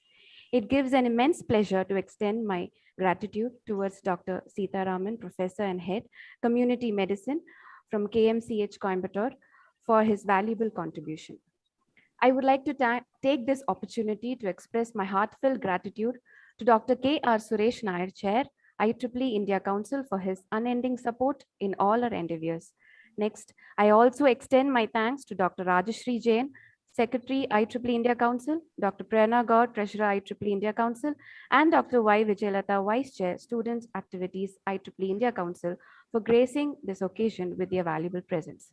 Next, I extend my thanks to Dr. N. Kumarappan, Chairman, IEEE Madras Section, Dr. Girish Khilari, Chairman, IEEE Pune Section, and Mr. A. Arvindan, Chair, IEEE Young Professionals Madras Section, for their support in joining with us on this memorable occasion. These types of events cannot happen overnight. It requires detailed planning, and we have been fortunate to be supported by a team of very active and dedicated volunteers from IEEE India Council. With a deep sense of appreciation, I extend my heartfelt gratitude to the different committees who have worked behind the scene to execute this event. Our media and communication team, the online meeting management team, the event coordination team, the registration team, the finance team, the technical support team, and the material and report preparation team. Finally, I thank all the participants present here for your interest towards attending this workshop. Hope you are greatly benefited on these 3 days. Once again, thank you all for your presence. Thank you, ma'am. Thank you all. Just a wrap up of guidelines before the session. Participants, for your information, there is no dial-in numbers for attendees of this event. Please make sure your computer speakers or headsets are turned on and volume is up so that you can hear our presenters. Please note that you will be on mute throughout the session. Submit your questions in the chat box. Our presenter will answer as many questions as possible during the session. Participation certificates and kits will be provided to those who attend complete sessions and submit the feedback form at the end of the session. Hope everyone is clear about this. And without further ado, let's move on to our technical sessions. Great. Thank you, Eknarayana sir. Thank you, Sitaraman sir. Thank you, Suresh Nayak sir, for all your support. Thank you, sir.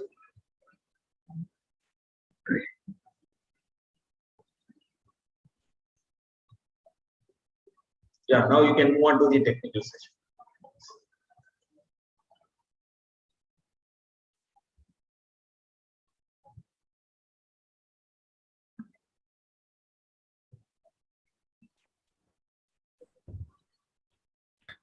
Yes, we welcome you all for the technical session for day 1 in artificial intelligence techniques to address the societal challenges. So we have today's session speakers, Dr. Manish, IBM India, Mr. Akhil Gopinath, Technical Education Evangelist, MathWorks, and Mr. Deb Singyo, Technical Education Evangelist, MathWorks. So they'll be handling today's session with AI and machine learning algorithms and implementation of ANN in MATLAB platform. And they'll be providing you the complete background of your AI and ML techniques and also its practical exposure to in MATLAB platform. So make sure the participants, you have your laptops with MATLAB, or you can use your MATLAB online also. So that procedure will be provided by the technical speakers. Now I invite Mrs. Jaya Ranjani to introduce our speaker, Dr. Manish, IBM India.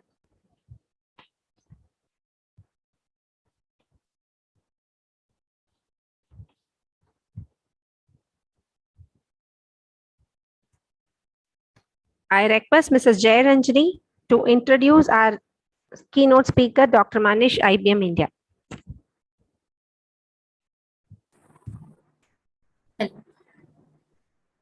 A very pleasant evening to all. I'm indeed happy to introduce our session speaker, Dr. Manish Kumar Jain, Service Delivery Manager, IBM India.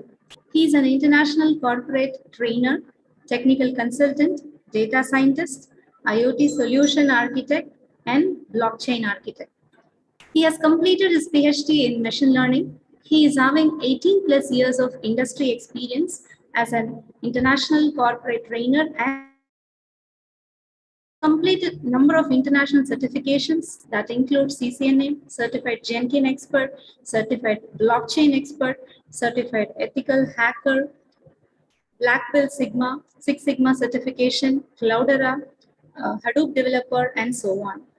His area of expertise includes artificial intelligence, machine learning, data science, cloud computing, Internet of Things, blockchain, DevOps, augmented reality, ETL tools, full stack and mean stack. He is acting as a subject matter expert for Microsoft, IBM, Hitachi, and Micro Focus educational programs. He has created his own cryptocurrency and crypto wallet called Samriddhi Mudra. He is a member of prestigious institute for designing the course content for emerging technologies. He was a senior IoT consultant for Smart City project implemented by Government of India. He is member of technical interview panels team for major Indian and overseas MNCs. He taught 10,000 plus academics and industrial trainees including IITs, IIMs, NITs, and leading universities. It's a great pleasure to have you as our session speaker today. Thank you, sir. Thank you. Thank you so much.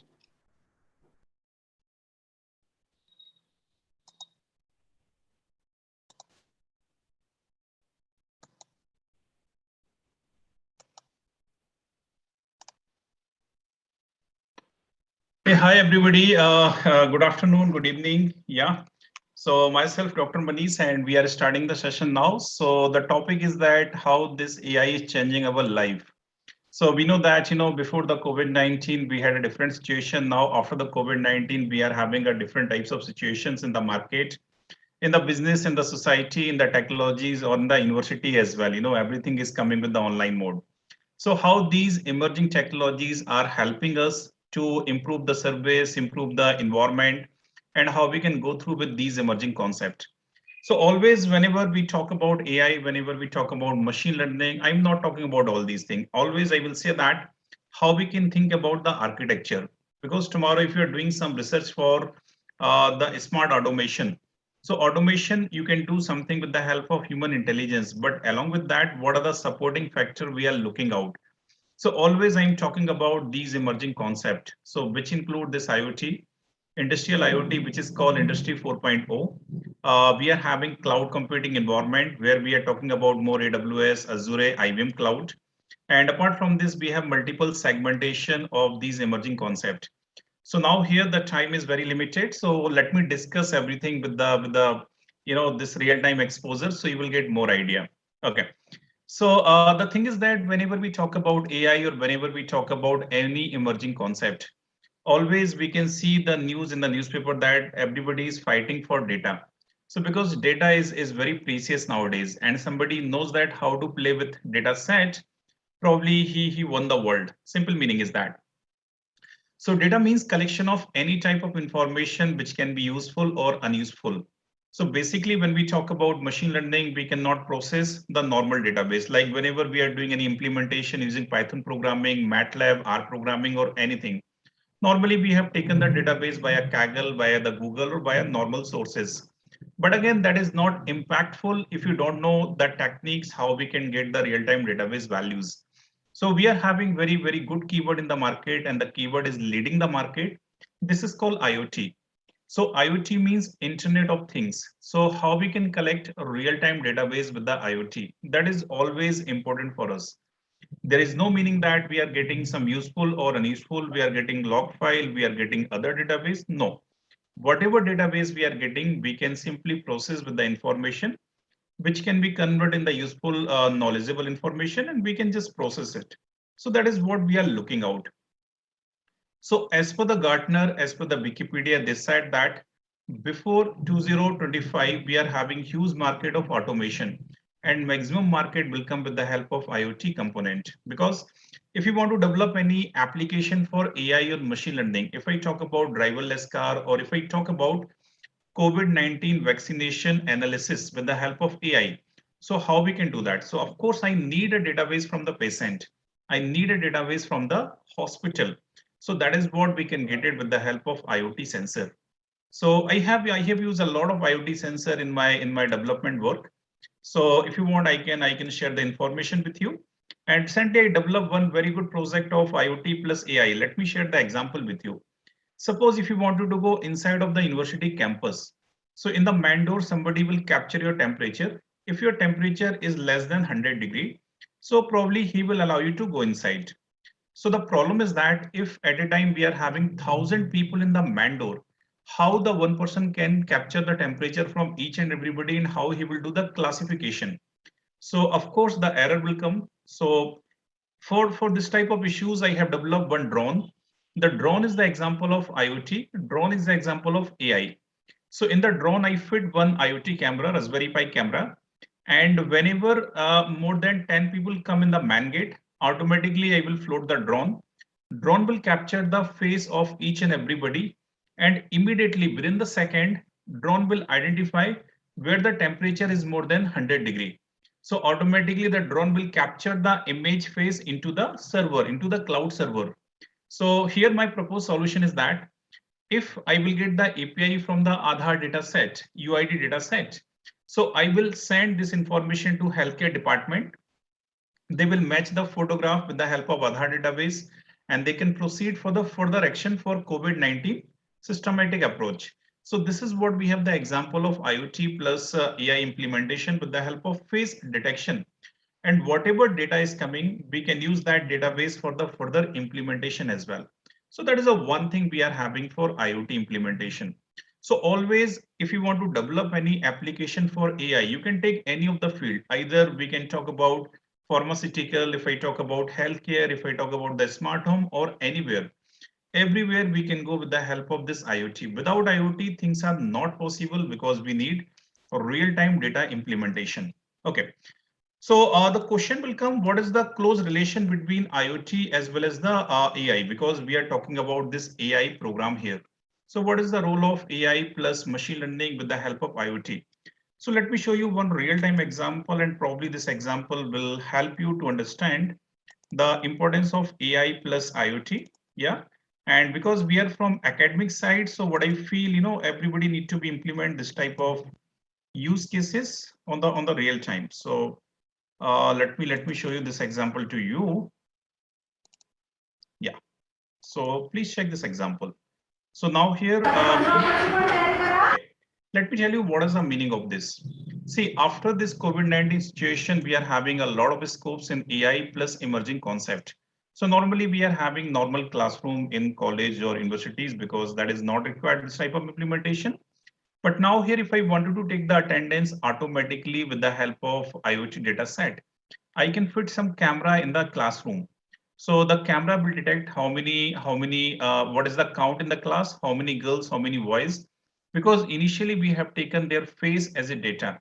So no need to take any manual attendance. Machine can take the attendance automatically. Number one. Number two is that if somebody absent on that particular session, so automatically the message will goes to his or her parents' mobile phone that your son or daughter is absent for this day or this session. And this is the evidence. Evidence means the clip of that session. Number three, we can track the activity. This activity we can tracking with the help of machine learning implementation. So if I talk about this machine learning, we are having some different types of algos called SVM, support vector machine. We are having something called COCO model in the deep learning through which we can find the activities. Activity means they are standing, they are talking, they are, whatever task they are doing. So this is called the activity. So activity is required. They should not be ideal in the classroom. And the last one, we have the sentimental analysis, because as a teacher, always we want that the student should be happy in the classroom. So what is the happiness? What is the sad? What is the confused? So automatically we can get the output with the help of sentimental analysis with the help of database. So if I talk about this sentimental analysis, if I talk about activity, we can do it normally. We can do it normally with the help of machine learning with the Python. We are having a lot of packages in Python programming, in R programming, we can do it. But always the question will come how we can do it, because we need some types of database. We cannot take blindly any database or we can implement this. No. So here we need database with the help of IoT. So in this example, we are having multiple IoT cameras, one camera for the teacher, one for the student. So again, this is not a tracking. This is for the smart innovation with the help of AI as well as the IoT implementation. So let me show you the complete example. So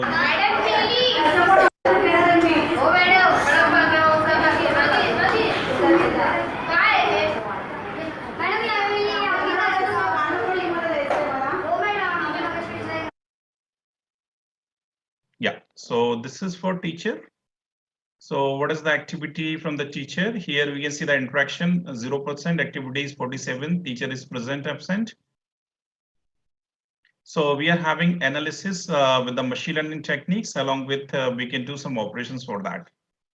So 0%, 55, teacher present, absent. Now this is, you can see the output has changed to 44, present or not present. So there might be possible that if teacher is not available here, probably she is busy to resolve the question of the student. She is resolving some other issues as well. So that is the meaning we are having, and the beauty is that with the help of these implementation we can perform this automation. So IoT for collecting the real-time database. Second one, we are having this AI for the implementation. Third one, we have a blockchain. Blockchain, the meaning is that if somebody wanted to change the database, like can I change my attendance, can I change my this other component, so probably they cannot do that. The reason is that here we are keeping all the database in the blockchain architecture, and whatever database I'm keeping in the blockchain, as per the architecture, nobody can change the value. This is the benefit we are having here. So one example, but we are using multiple emerging concept. So this is the role we are having IoT as well as the AI and machine learning implementation. So nowadays we are having so many applications for AI. So we are saying that AI for security, AI for different types of transactions, AI for the banking, AI for KYC, AI in education, AI in COVID-19. So whatever example we have seen, so everywhere IoT is the one factor we do have. Okay, this is the meaning we are having here. Okay, this is the component we have. So that is the one thing we are having here, guys. Yeah. So if you talk about this IoT and all, everywhere we have used the AI. Let me share one very good example. This is what I like it. So normally we know that if my age is like 35, 36, so how many hours of sleeping cycle is required? If somebody is the baby, normally what is the sleep cycle is required? Like they need 6 hours, 7 hours, 8 hours. So normally I will set the alarm clock. Yeah, like suppose I wanted to wake up in the morning 7 o'clock or 8 o'clock. But now here with the help of AI, when I said that this is my name, this is my age, automatically machine will set the alarm clock. And if machine feel that 7 hours is over, automatically it will ring. So this is the amazing innovation we have. Like I have given that I'm on diet and this is my age. So if you're the 40 years after plus 40, so what is the what type of food is required to you?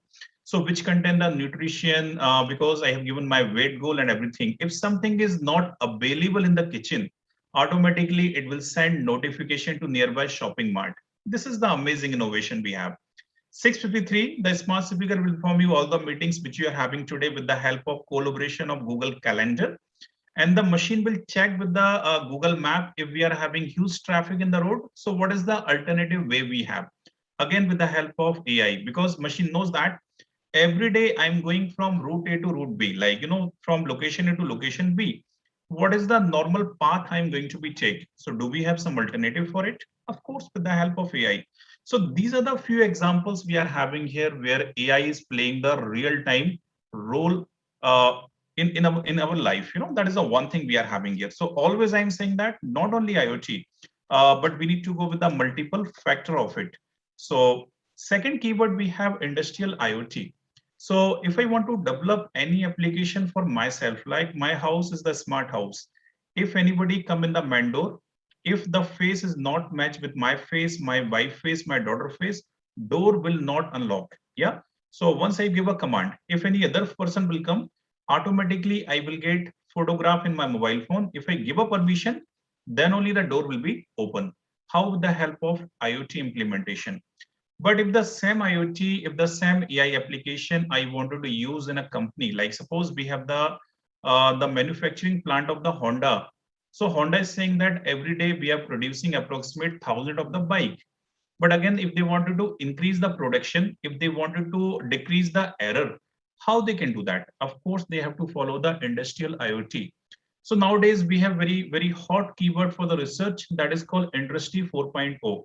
And everybody is talking about it. Even IBM having very good innovation product for Industry 4.0. I will tell you what type of product we are having here. So now here you can use all the process, you can convert all the normal process as a smart process. Like we have Amazon Alexa, normal TV is a smart TV. On the same way, normal production is a smart production. Normal HR is a smart HR. Normal attendance is a smart attendance. Everything is going with the help of sensor, with the help of data, with the help of cloud, and with the help of analytics. This is the benefit we are having for IoT component here. So we have so many applications for IoT. Next one, we have a cloud computing. So always I'm saying that without cloud, there is no meaning of any IoT or any AI implementation. The reason is that We can talk about IoT with the different application. We will talk about AI with the multiple emerging application. But the question is that whenever the time will come for deployment, how we can deploy? Because local machine having some limitations, we are having limited services as a storage or as a connectivity. So of course, we need to go for cloud computing environment. So I think no need to explain about the cloud, because if we are connecting with the Zoom meeting, again, the real-time example of cloud computing. But the question is that how cloud will help us for AI. So whatever application we will deploy or whatever application we are developing for AI, you can talk about any application like NLP or any type of image processing application. So if we will not deploy on the cloud, then how the user will get the benefit? So from the IBM side, we have very good product called IBM Watson. IBM Watson is the example of cognitive services. So they are saying that we are having very innovation product and which can be make the life easier for the user. Let me share a very amazing example to you. I don't know whether you have come across or not, but let me share with you. See, suppose I wanted to purchase this shirt from Amazon.in. I can check the size, I can check the color, I can check the price. So when they deliver item to my home, what I feel that the fabric is not good. I am sending item back, they replace and give me the new one. And again, I open, I feel that again, the fabric is not good. So continuously I'm sending item back, they replace and give me the new one. So this is the common process we are having, because we have a contract with the Amazon. If I'm not happy with the product, I will not accept the order. Normally they are having 7 days or 10 days policies. So the problem is that Amazon has to be spent huge money for transportation from user to from warehouse to home to the warehouse. So now here IBM bring a very amazing solution. So IBM is working on this IBM fabric analysis. So they said that very soon we are going to be launch this service for the normal user. So if you're having a phone, like for the 5G phone, they will come this solution along with GPU chip that is called graphical processing unit. So in that phone, once you open Amazon.in application and once you go to this shirt section and once you touch in the phone, you feel the fabric. That is called touch and feel. So once you touch, you feel the fabric, and once you feel the fabric and once you taken the item, they will not take item back because of the reason that fabric is not good. Like how things are happening in normal market. So we will cross check from the multiple angle, and once we are satisfied, then we can take the product or we can take the item. Same example we are having for this fabric analysis. So in this case, they have taken a lot of fabric database, because we have different fabric from South India, we have different fabric from North India, we have different fabric from other countries as well. So all the fabric they have taken and they're giving some look and feel to the user with the help of touch screen. So how they're going with the IoT sensor. So they develop some types of sensor where the, this feeling will come for touch feel, this is what I can say. And they're having some AI algos, AI implementation through which, the user can get the feel of this deep learning algorithms. So already they have implemented this solution in the UK market, but very soon they will launch for Indian market as well. So this is an amazing example, like look and feel. And I heard sometimes that is not implemented at, but very soon, because in the India, we have huge market for this online food delivery application like Zomato, Swiggy, and multiple things. So soon many companies, they are working on, this AI for food delivery application. I'm not talking about analysis. I'm talking about like, suppose somebody will order any item like, pav bhaji. So like there are multiple vendors who are serving that item.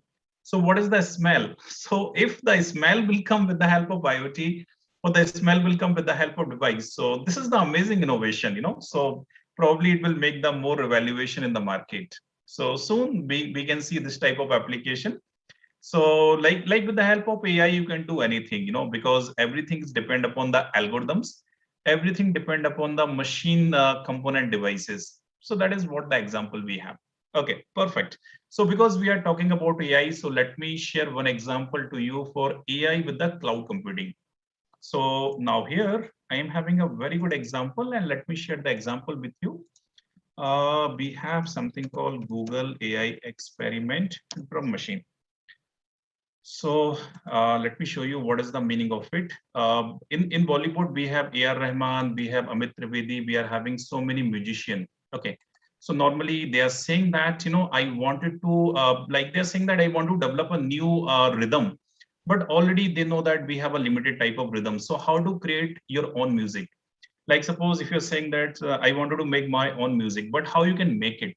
So again, AI is not limited only for driverless car. AI is not limited only for NLP, but for the AI, we can go for text mining, we can go for video analytics, we can go for the audio. We do have amazing thing for that. So let me share these examples with you, and definitely you will enjoy these examples. So in the example, we are having so many database. You can see that these are the color point. This is called the database. So that database, I don't know because I'm not from music industry, but definitely the people know that the rhythm of harmonium, the rhythm of so many product we have. So like how I can generate my own music. So this one they have deployed in the cloud. Cloud means this is from the Google product. So of course in the Google Cloud, and in the backend they did some analysis with the help of AI. So let me just play. Yeah. So I will go for filter options. We have a filter. Where is that? Drum. Okay, let me choose this. And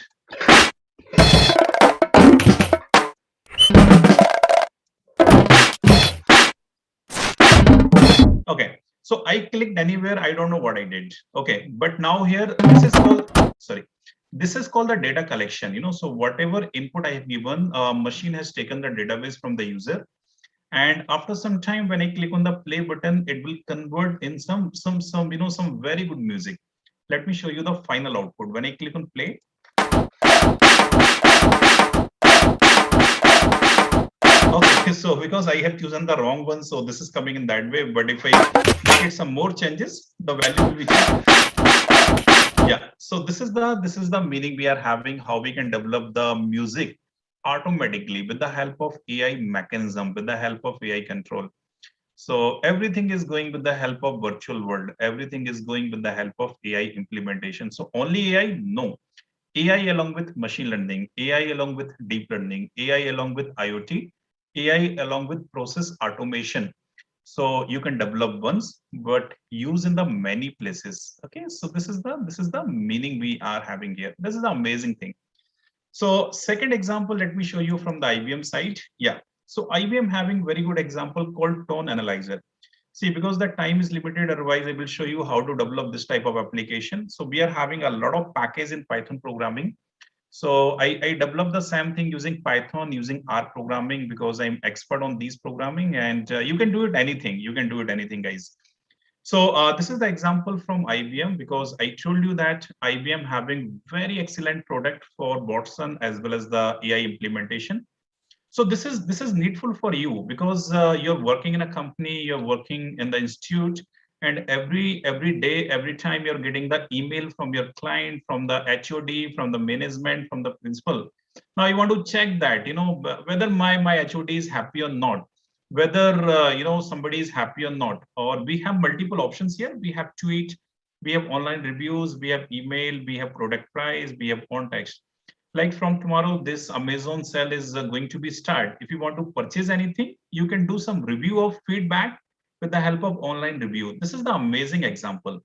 Example of NLP. NLP means natural language processing.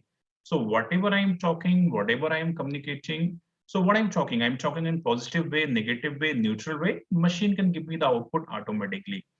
Development in Python is pretty simple. We have NLTK package. You can just make it. So let me show you one example. Like you can see, this is the email we are having. The email somebody sent to employee. Hi team, the times are difficult. Our sales has been disappointing for past 3 quarters. Something, he wrote it. So I cannot read all the mail because we have multiple keyboard, and sometimes the user will write the email in a way, so it's very difficult to identify. So let me just analyze it.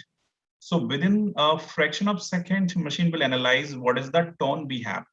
You can see that we are having total 4 tone in this email.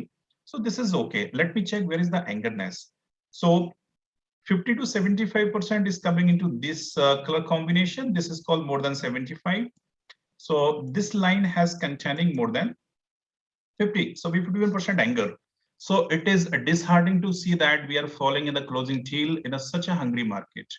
If we talk about fear, where we have the fear, something more than 75, less than that, yeah.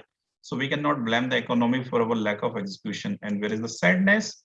Up to into these lines. So this is called the tone analyzer, developed by the IBM Watson.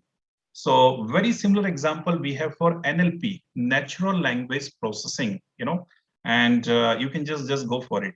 So what is the purpose of, just taking the example from the cloud? The reason is that we are accessing with the cloud environment, so this is the benefit we have. You can develop offline or you can deploy in the cloud anytime, then you will get all the benefit here.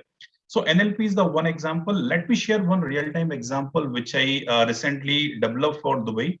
I hope you know that Dubai is having the Dubai Expo 2020, but because of pandemic, they're coming with 2021. So I developed a project for one telecom company called Etisalat. Etisalat is the one telecom company from Dubai. And the basic problem they are facing that, whenever the customer will make a call, sometimes the customer care will confuse what actually he's trying to say or she's trying to say. Because in Dubai, you will get the people from various countries. If I talk about somebody from India, suppose somebody is from Bangalore, and from the Bangalore, suppose he's more comfortable in Kannada, not in the English or not in the Arabic. So initially what happened, the customer care having their own limitations. So they wanted to develop a solution where the machine can communicate automatically with the help of AI. Example is that after the implementation of my project, once you make a call to the customer care team, automatically it is going for AI robot. So once you made a call, they identify that with your passport detail, you're from India, you're from Bangalore. So you will get 3 options for communication. The first thing is that you can discuss in Kannada, you can talk in Hindi, you can talk in English, so they are having all 3 options. Number 1. So if you choose the Kannada or anything, so once you speak to them, they will identify your voice, like low pitch, high pitch, you are sad, you're happy, you're unhappy. So, they will clamp down to you. He said, don't be angry. We are here to help you, and something is happening by mistake, but we are happy to help you, something in that way. So they will identify the tone of the user in your own language. So you feel more comfortable, somebody will talk in my local language. So this is the example we are having from AI implementation. So after the implementation of this, they resolve 90% of cases with the help of customer care team. And like with the help of robotics, I'm talking about, and the remaining, if customer is not satisfied, for the second level, this is going for the manual team. So this is the use case we are having here. So of course, we need NLP, we need cloud, we need multiple component as well. That is the example we are having IoT here. Okay, perfect. So we have so many examples for the cloud computing in the benefit of this one. Next one, we are coming with the big data. Big data is the core topic for AI and implementation. So everybody is talking about big data, big data, big data. So again, the big data is not a Python programming. Big data, the meaning is that how we can handle the huge volume of database with the tool. So where the petabyte will not work, there is no meaning of megabyte, there is no meaning of KB. So we are talking about terabyte, terabyte, terabyte to tetrabyte. That is the meaning of big data set. So big data means the database which we cannot handle with the traditional database tool. So Excel having limitations, Oracle having some limitations, SQL having some limitations. So we need some tool which can handle the database in the parallel processing. So we can go for big data Hadoop, we can go for Hive, we can go for the Pig, we can go for MongoDB, we can go for Cassandra, we can go for the Zookeeper activity. This is called the big data set. So inside the big data, we are having 2 concepts called data warehousing and data mining. Warehousing means how we can store the database, and mining means how we can retrieve the database values, depend upon the requirement. So always the question will come whenever I'm having something in my data warehouse, and if I'm saying that I'm doing some data mining activity, so what exactly I'm doing? So I'm doing the operation for AI, machine learning, and deep learning. So these are the common things we are having here. So what is the AI? What is the machine learning? What is the deep learning? So in a simple example, let me show you in a very simple way, not with the technical definitions and all. So if I talk about AI and machine learning and all, let me show you. Just give me a minute. Anything for, okay, probably it's not available here. Okay, no issues. Let me show you. Oh, not a click. Yeah. Okay. Let me take a very simple example. Like suppose I'm having a machine. And I'm giving multiple image to the machine. Image 1, image 2, image 2, image 3. What is the image? We are having elephant image. Elephant image 1, elephant image 2, elephant image 3. And whenever I am teaching to my machine, see, this is the elephant image. Look, this is the elephant image. Look, this is the elephant image. Then machine knows very well this is called the elephant image. This is what we have machine learning. In a simple example, whenever the machine is learning with the pattern, machine is learning with the instruction, or machine is learning with the command from the user, from the developer, this is what we have machine learning. And here machine know we have the elephant image. What happened tomorrow morning, machine got an image of tiger. Then machine confused what is that? Because machine know only elephant image. This is the limitation of machine learning. But when the machine got a tiger image, then machine used their own intelligence, which is not available inside the machine. But at least machine will try to categorize that. No, this image is not elephant image. But what is that? I am not aware about it. At least machine is able to do some classification. And this is coming with the virtual intelligence. Same thing like how we have the neurons in the brain. So whenever we touch any product, if I'm not aware about that product, automatically the neurons will give a signal, and signal will tell me don't touch this product because that is something hot. Don't touch because that is cold. How? With the help of internal neurons from the brain. So same thing is happening with the help of AI implementation as well. So this is what the AI. And after that, we have very common keyword called DL, because nowadays maximum companies, if they are saying that they are having AI product, so actually they are not going for ML. They are going for deep learning implementation. So deep learning means where we are going with the multi-layered neural network, or deep learning means where we are going in the more details of the machine learning.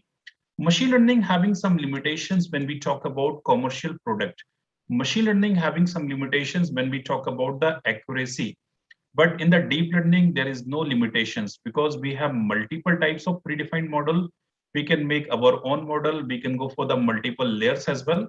So if you want to go for higher accuracy of any of the model or any of the product, always I recommend to go with the deep learning model here. So that is the meaning we are having here.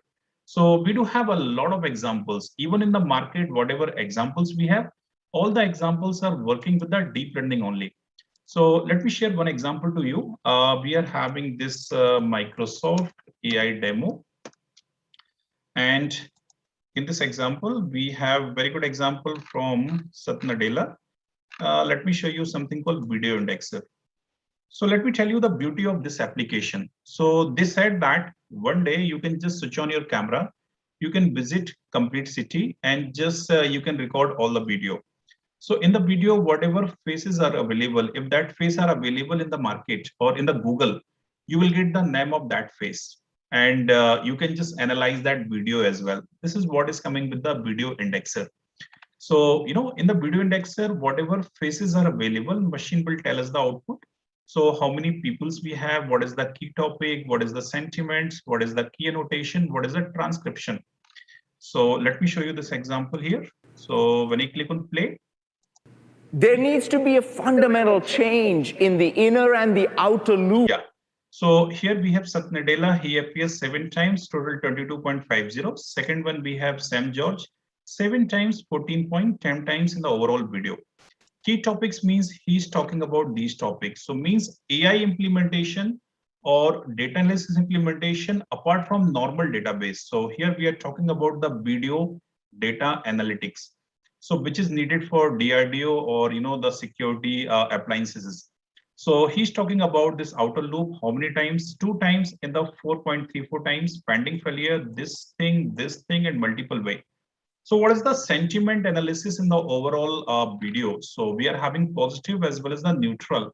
there is no negative keyword. So 14.79 times he talk about the positive keyword, remaining times he talk about the normal neutral. Key annotation, these are the key annotation topics. And transcription means whatever of he's what we as developers do. Continuous integration, continuous deployment is going to change. And that's where things like microservices, containers are playing a massive role in the outer loop.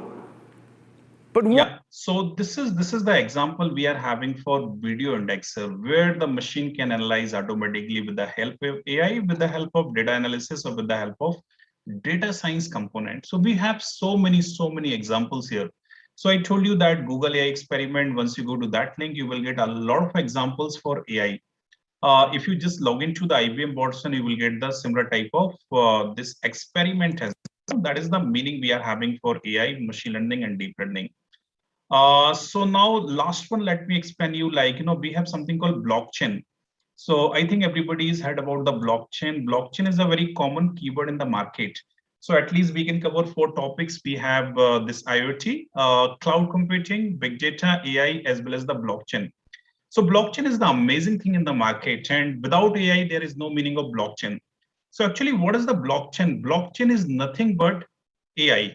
I can say that blockchain is nothing but the AI.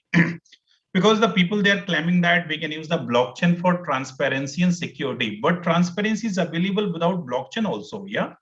So I can say that the Google Pay having very high level of security and there is no blockchain. So why we need blockchain? The Paytm having very high level of security and there is no blockchain. So why we need this blockchain for that? So of course, the blockchain is not only for security. We are having very strong security system in the market, but problem is that there is no transparency.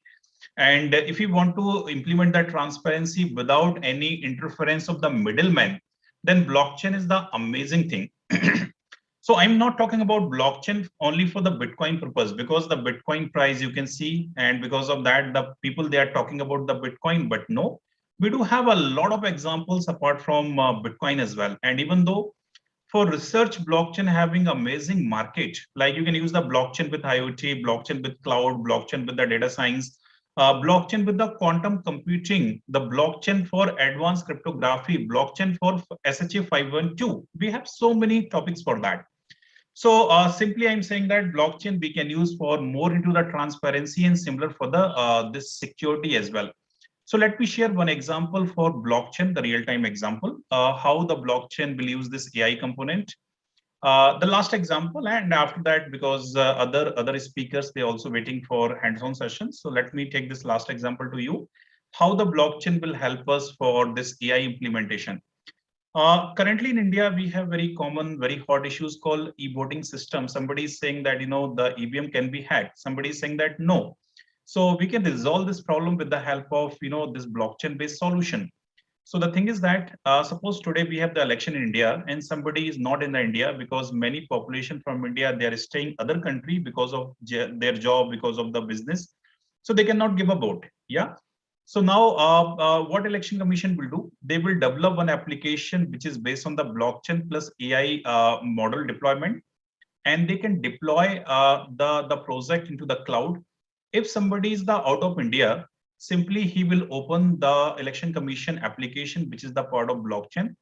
And whenever he or she will give their Aadhaar card number, automatically they will verify with the OTP, and the camera will on, camera will scan your retina, and they will cross check with the UID database. If everything will match, then second message is going to immigration department, because you're claiming that you are in Singapore. So actually you're in the Singapore or not. So they will cross verify with the AI or with the help of other mechanism.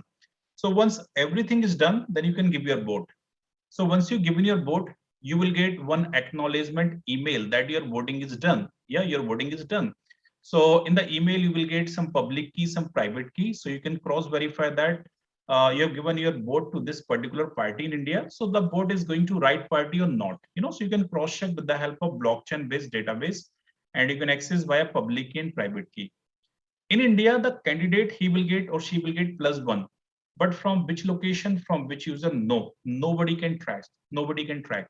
So database can be updated in the Election Commission database, and which one we have secured with the blockchain layer. So this is the one thing we can do. And and election commission, it will be updated that your voting is done, but from which location, from which generation, no, nothing can be displayed here. So that is the benefit we have for the blockchain based solution. If the same person will come to India again and he's saying that I wanted to give my vote again, whenever we cross check with the blockchain database, then again the condition will come, no, your voting is done, and this is the evidence, this is the proof we are having. So that is the example we have. So means all these cross validation, cross verification we can do with the AI implementation. So again, the blockchain we need it for security and transparency, but without AI, that is not possible. So finally, the AI having different types of roles in the market. We are having a lot of use cases. If I talk about IoT with AI, we are having some millions of use cases, and we are having a lot of sensors which we can use only for AI implementation. Same thing, we have blockchain, same thing we have cloud, same thing we have robotics process automation, same thing we have for DevOps, and we are having a lot of examples as well. So the last but not the least, always I'm saying that if you want to implement the blockchain based solution, then always go with all these emerging concepts. Don't feel that if you're doing something with the IoT or AI, then work is done. No, we do have a lot of implementation from the backend. So next time, if time permit, we'll share more information with you. And this is what we have. Now, we got some questions here in the chat box. Let me give you the answer of these questions. Doesn't transparency in the blockchain mean that the end parties are visible to everyone? No, no, no. So Mr. Mulli, actually, we have multiple architecture for the blockchain. So we are having private blockchain and public blockchain. Of course, as per the Satoshi Nakamoto white paper, he said that transparency is needed, but not in all the condition. So like suppose if I give a original rate to the customer, then what benefit I will get in the behalf of Paytm? Am I right? So transparency, everybody is saying that we have a transparent system, but no, this is only for the namesake. So because this blockchain doesn't have any uniform manner, blockchain is something called open source entity. So the user can change the architecture, but two properties are very basic. One is that called a decentralized model. Second one, we have unchangeable model. Apart from this, transparency or not depend upon the type of blockchain, public or private. Okay, so this is the the solution we are having for that.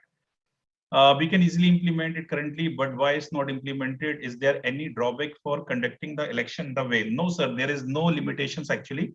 But how to say? See, this will implement it, but again, the government is working on it because because we have the huge population and this need a lot of implementation.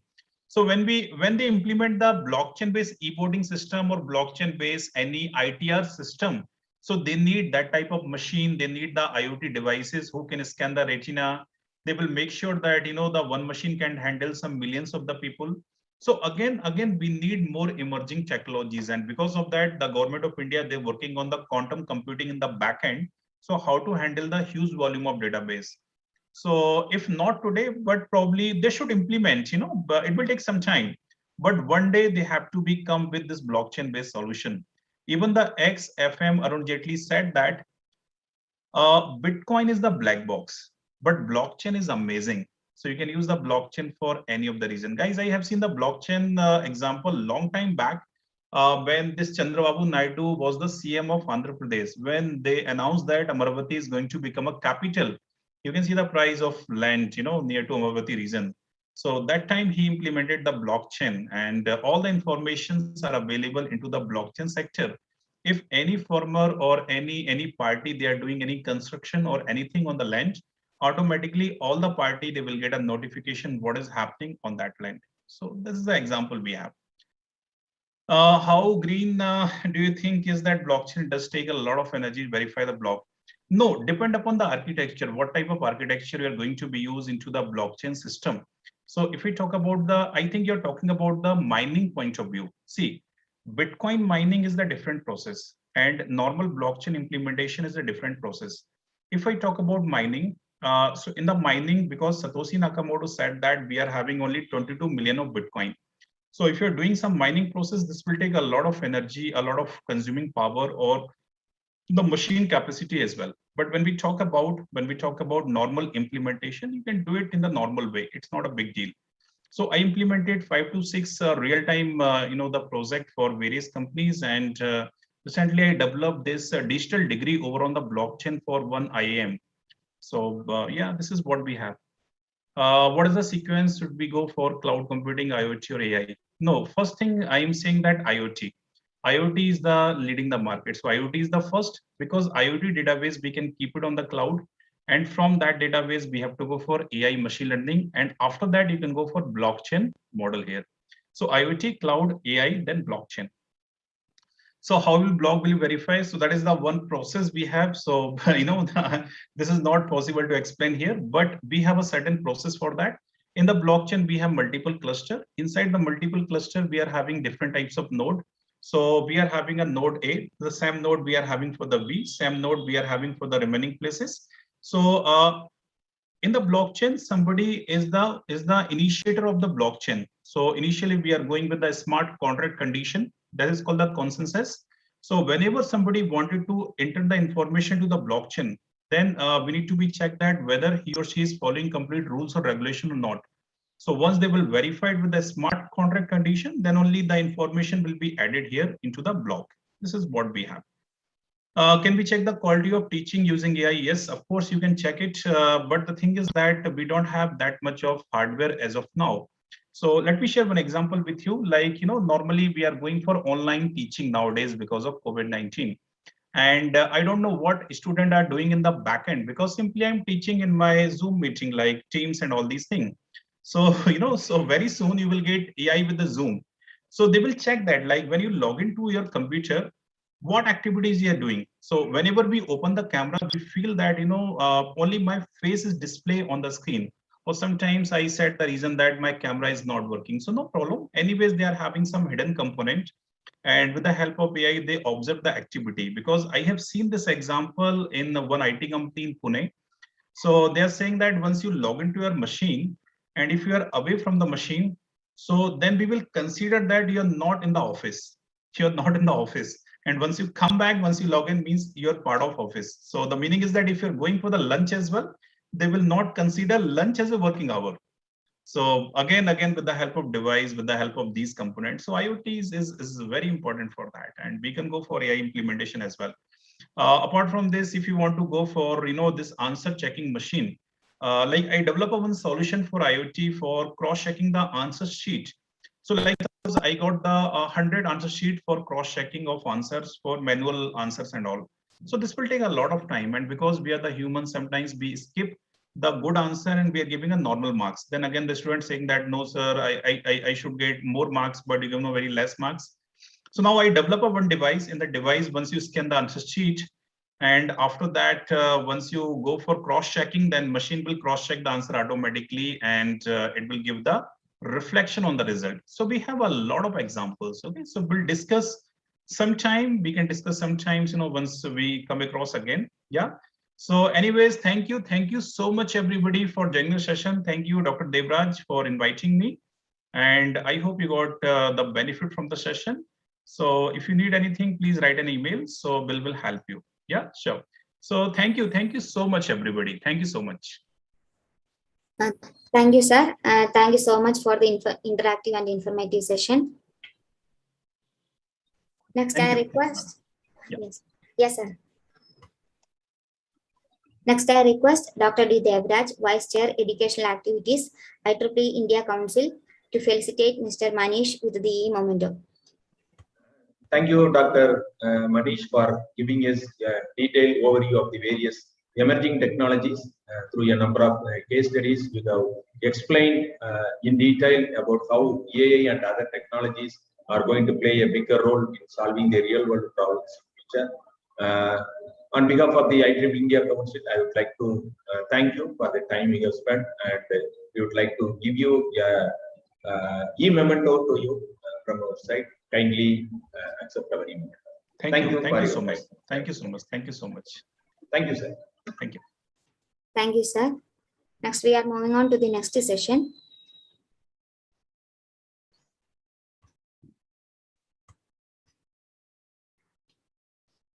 Our next session is on the topic of accelerating the pace of artificial intelligence applications with MATLAB and Simulink. And the expert for the session are Mr. Akhil Gopinath and Mr. Deep Singh Dio. Hello, good afternoon, ma'am. Yes, I am sharing.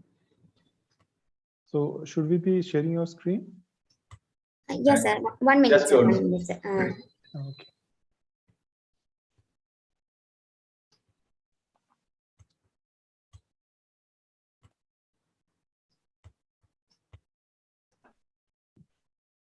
Next, I would request Mr. Karpasamy Pandian, Assistant Professor, Triplet Kare, for introducing our resource person. Yes, thank you. Very good evening to all. It's my immense pleasure to introduce the today's session speaker, Mr. Akhil Gopinath and Mr. Deponand Singh. Mr. Akhil Gopinath is an education evangelist at Mathox, where he works with educators, students, and researchers to help them be successful in using MATLAB and Simulink in their curriculum and research. In 2019, he received his MS in Chemical Engineering from IIT Madras. He was awarded D.L. Saraswati Memorial Prize in 2019 for being the best MS scholar in the field of environmental engineering. He specialized in observation, mass transfer, chemical process modeling and simulation, optimization, statistical analysis, machine learning, deep learning, and reinforcement learning. Publication in the field of optimization algorithms and artificial neural networks as surrogate models for physical systems are among his contributions. So welcome, sir. Mr. Deb Singh works as part of education team at Mathox India Private Limited. In this role, he collaborates with academic institutions for effective utilization of Mathox resources in education and research. He is passionate about technologies related to electrification, data science, and Internet of Things. He has an interdisciplinary background with a bachelor's degree in physics, followed by MSc PhD degree from the Department of Energy Science and Engineering, IIT Bombay. In previous roles, he has worked as a postdoctoral fellow in the Department of Energy Technology, Albang University, Tenma. Without further delay, I invite Mr. Akhil Gopinath and Mr. Deep sir for the lecture. Sir, over to you. Thank you, sir, for this kind introduction, and a very good afternoon to all of you. So we will get started by sharing our screen. So I think I will be needing that privilege. Okay. Yeah. So please just let me know whether you are able to see my screen. Yes, sir. Yes, sir. Yeah. So as sir has kindly mentioned, myself and Akhil, we are very closely working with the education team at MathWorks. So we actually closely work with different academic institutions across India. Both of us come from specific backgrounds, and we interact with academia both in the areas of teaching, research, as well as we also work with different student clubs in different capacities. So one of the areas we are going to focus on in today's talk is how we can accelerate the pace of AI applications. So we all know artificial intelligence is something that is actually powering a massive shift in the roles that computers are playing in our day-to-day as well as our professional lives. So how can we accelerate the pace at which these applications can be built when we are using tools like MATLAB and Simulink is something that we are going to talk today. So thanks to our previous speaker, Dr. Manish Chan, we will not be going into the details of the theory, but we will talk a bit more about the scope of artificial intelligence. And then we are going to highlight some of the key things which are part of our workflows, which make things interesting for industries as well as academia. So specifically, we are going to look at what is there in a workflow that helps us accelerate the pace at which you can build applications. And then it is also very important, like when we talk about all these different applications, they have to be in the end be of some sort of use. So essentially, algorithms sitting on our computer might not be useful, but we will look at how we can deploy it to different platforms. And this is one of the major challenges that we also see when it comes to the domain of AI. So let me take you through this particular presentation. So as we go about if you have any questions, we have already seen my colleague Akhil Gopinath. He's already interacting in the chat there. So if you have any questions, please do feel free to post it in the chat. We are going to take some questions in the chat itself, and then some of the questions we are going to take. So some of the important questions we are also going to look at verbally. Okay. So when we talk about artificial intelligence is transforming the engineering industries, there are lots of different applications that we can look at. Just if you look at the pictures here, perhaps just by looking at the pictures, we can identify a few applications. So when it comes to equipment failure, we talk about predictive maintenance. When it comes to the automobile sector, we talk about automated driving. Then there is healthcare. Then there is the different sort of process industries. So AI is being adopted by different sort of diverse sort of industries. And one of the premier things that industry is looking at, how they can integrate AI. So AI is there, but how they can integrate AI. And if we know about what is going on in the industry, beyond the hype of AI and a few applications, the majority of this is quite hard to do. So companies are finding it quite challenging also to implement different AI technologies. So some of the challenges, if you look at different reports that you go through, Gartner is one of the companies that comes out like report like this. So we can look at some of the key points that are causing a barrier to AI implementation. So some of them, like we can see here, integration with existing technology, which I was talking about. Second thing, data complexity. So data that we can acquire now is quite complex, but there is also the important factor that what is a high quality data that we can get. And then lastly, there is the factor of the skills. So as a company, MathWorks, we interact a lot with different sort of customers. And we also try to find out from them what sort of challenges that they face. So let's hear about what are the challenges that they are facing directly from the companies that they are, which are using this. So here we are talking about an electronics OEM. So one of the companies that is in the area of electronics is telling that often the challenge that they face is not always about the fastest algorithm, the algorithm that can be run on a computer very fast, but it is also about the most reliable algorithms. So it is always better that you can have a better end product when your algorithms are reliable. The second thing that many of the automotive OEMs face, so as MathWorks, you know, one of our very biggest customers are the automotive OEMs. So what the challenge that they face is that already they are using certain products from MathWorks, let's say, and then they find it difficult to link the AI with the products that they are having. So the thing that they are thinking is, how can they use AI to enhance their product offering? And how can they use it in the traditional sort of workflow that they use? So in automotive, it is they follow certain workflows. So in those workflows, how can we integrate the AI sort of workflow? Thirdly, aerospace contractors. So many of the aerospace companies that use our tools, the challenge that they face is that it is not just one software or one vendor whom they work with. These are quite big companies. If you look at Boeing, if you look at Airbus, they are massive companies. And in this case, in these large organizations, they have many teams that are across different departments which collaborate together. So when these teams collaborate together, they need to be able to collaborate in such a way that the workflows that they have, they cross over from each other. So in this sort of domain, how can MathWorks help them combine workflows, something that we hear from them? Lastly, we also work with government organizations. And in these cases, we see that often it happens is that somebody actually comes up with very interesting sort of solutions. But then these sort of solutions, they are not able to stitch together. That means that, let's say some graduates are hired to work on a particular project. And then over a period of time, they might be switching to some other organization. So how to use the product, how to use the components that they have built, how to update and maintain them is one of the challenges that they face. So maybe we have a lot of you who have worked on problem statements or projects related to AI. So can you relate to any of these problems that you see in the industry?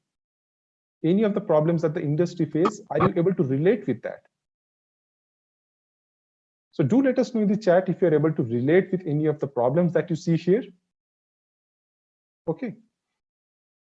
Now, going ahead, what we would like to say is that, so we see that we have had talked about some barriers, staff skills, team workings in silos, data management. So math, as a company, MathWorks, we approach the AI challenge in such a way that we are enabling engineers and scientists to incorporate AI across their entire system design workflow. So this is the approach that we have taken to actually help them address these sort of challenges. And this is the difference that we bring. So in case of AI, it is not just about an effective model or algorithm. It is in the end about delivering a particular product or service to the market that is based on AI. So based on this understanding, the MathWorks family of tools that spans the entire workflow has been built, and that incorporates artificial intelligence. So we have an end-to-end workflow where AI is easily integrated, and that is what makes all the difference. And this is not something we are seeing. This is something this sort of companies who are doing research are saying.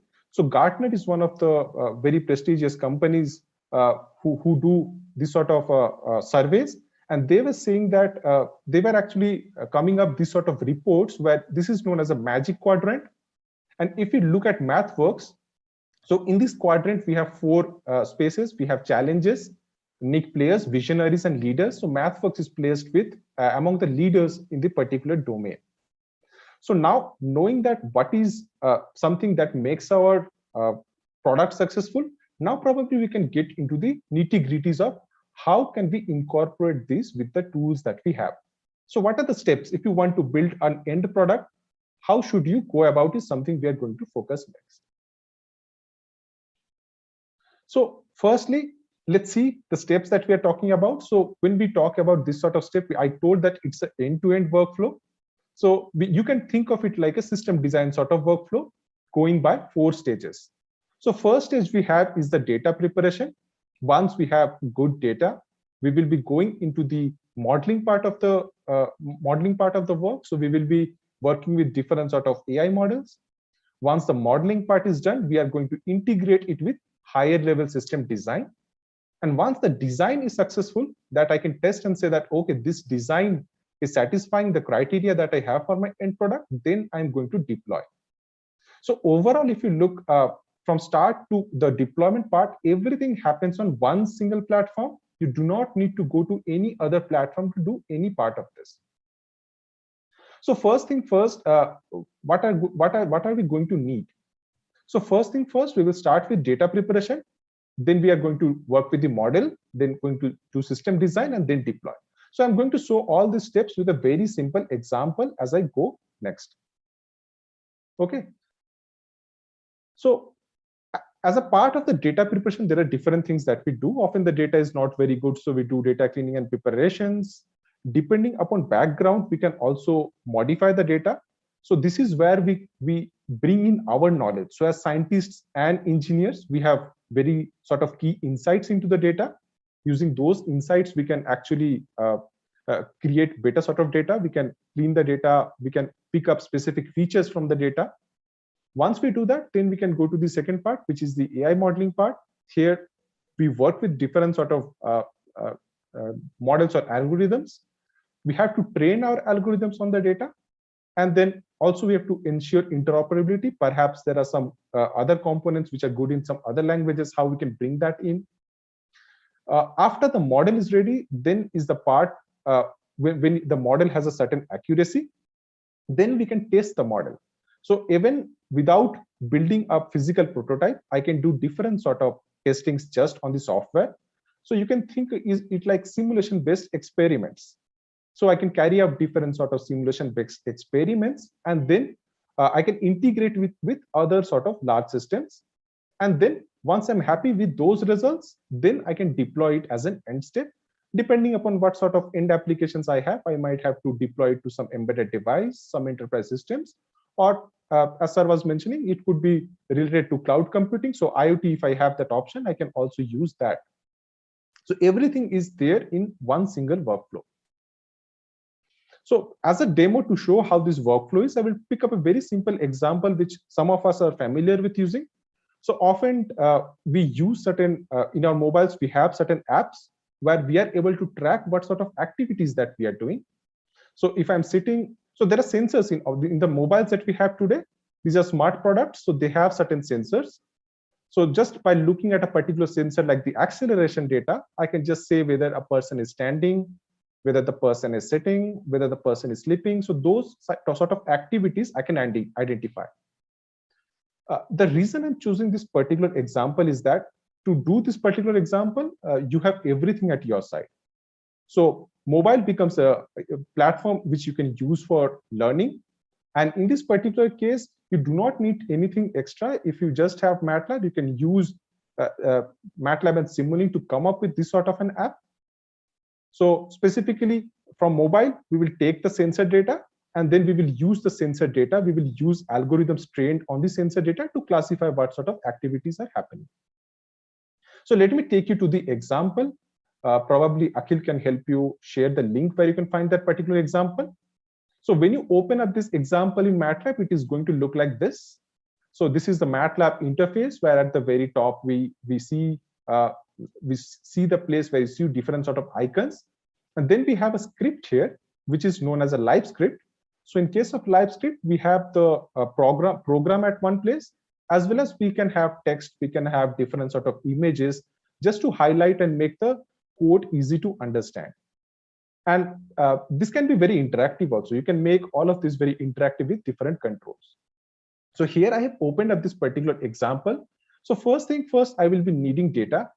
So if I just click here, we have the data file in terms of MAT. So MAT is the default format in MATLAB to store data. So once I double click that, I can see here I have data, and I have also, if you look here, descriptions. So I have labeled data. So I can use labeled data to train my algorithm. So once I have the data in my workspace, what I can do, take that particular data and do a basic sort of data preparation. So while working in the domain of AI, we do not use all the data for training. We divide the data into different sort of parts. So part of the data we use for training. So in this case, we see we are using 90% of the observations to train a model. And then the rest of the 10% we are using to validate how well the model is working. So here we are working with a sort of coded syntax where we are taking that particular data and we are partitioning the data. So if you look here, there are some helper files where the training is going to partition that particular data. And then I'm going to have two sort of data, one for training, one for testing. So here I can run this sort of live script just by clicking the blue bar next to it. So I have the data now here, where I can see I have some training data and some test data. Now comes the interesting part. So instead of going and working directly with the algorithm, we can have a sort of workflow which can do things a bit faster, and it is more, I would say, interactive in a certain way. So what we are going to do is use an app here. So we have a number of apps that can help us do our task faster, and I would say in a much more convenient way than writing code line by line, where we can make some mistake. So I will just open an app, how we can access that particular app. So if you go to the top of MATLAB, you have this sort of a place where you can access different sort of apps. So for machine learning and deep learning, we have a number of apps that can help you do your task in a faster way. So here for machine learning, we can use the classification learner app. There is a regression learner app. Then there are certain apps that can help me work with neural networks specifically for deep learning. So in this case, as I'm trying to take data and trying to classify an activity, I will be using the classification learner app. So once I click and open that particular app, I will be able to get an interface like this. So this is a graphical interface where I can go to the workspace, or I can take data from different files. So as of now, we have data in our workspace. I'm going to select that particular data. It is going to extract the predictors from that particular data, and then what I can do, I can make different sort of changes here. If I want to do, let's say, split the data into different folds for cross validation, I can do that. or I can begin my particular exercise of using a model to fit that data, to train on that data. So here, in this when this interface opens, at the very top, you will find there are different sort of options that can help me work with this data. So for the first case, since I know which sort of model I'm going to use, I can go there and search for those models. Right? So I can see that data is being represented here. So in terms of activities, so there are 5 activities here: sleeping, walking, sitting. So I can see the data represented in terms of color across this particular plot. So that helps me identify what that particular data is. And then I can train my algorithm on this particular data. So if the data is not very much well separated, I have to look at certain domain-based knowledge so that I can extract specific data that is spatially separated here. But if everything is fine, I can just go there, select a particular classifier model. So in this case, I'm using a boosted tree sort of classifier, and then start training. So we know that in many cases, training is also very challenging. If you are having other hardware capabilities, if you want to use parallel processing, you can do that. In this case, since this was a smaller sort of example, I didn't have to do that. So once I run this, run the training, I can see the training progress here. And then in the very end, I'm going to see what sort of accuracy I'm getting. So here in this case, I'm getting an accuracy of around 98.3%, which is well for my case. So I will be stopping this training here as of now. So what is going to be my next step? After doing the training, perhaps I'm going to check how well it was able to train. So we can look at different sort of graphical options to test out how the training went. So this is something that is known as a confusion matrix. Here I can see with respect to the training data, how well it was able to predict that particular activity. So I can see that I have it ranging from around 91% perhaps for some particular activity till around going to around close to 100%. So certain activities it is able to correctly predict, and certain ones it is still finding challenging. So if I think that this is not good enough, I can go back, I can do certain things with the data, or I can do certain things with the algorithm and try to see if I can increase this accuracy level.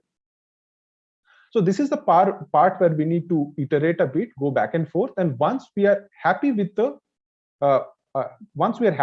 model accuracy, we can take that particular model, and then we have the option of exporting it. I can export the model, and I can also export it directly for deployment also.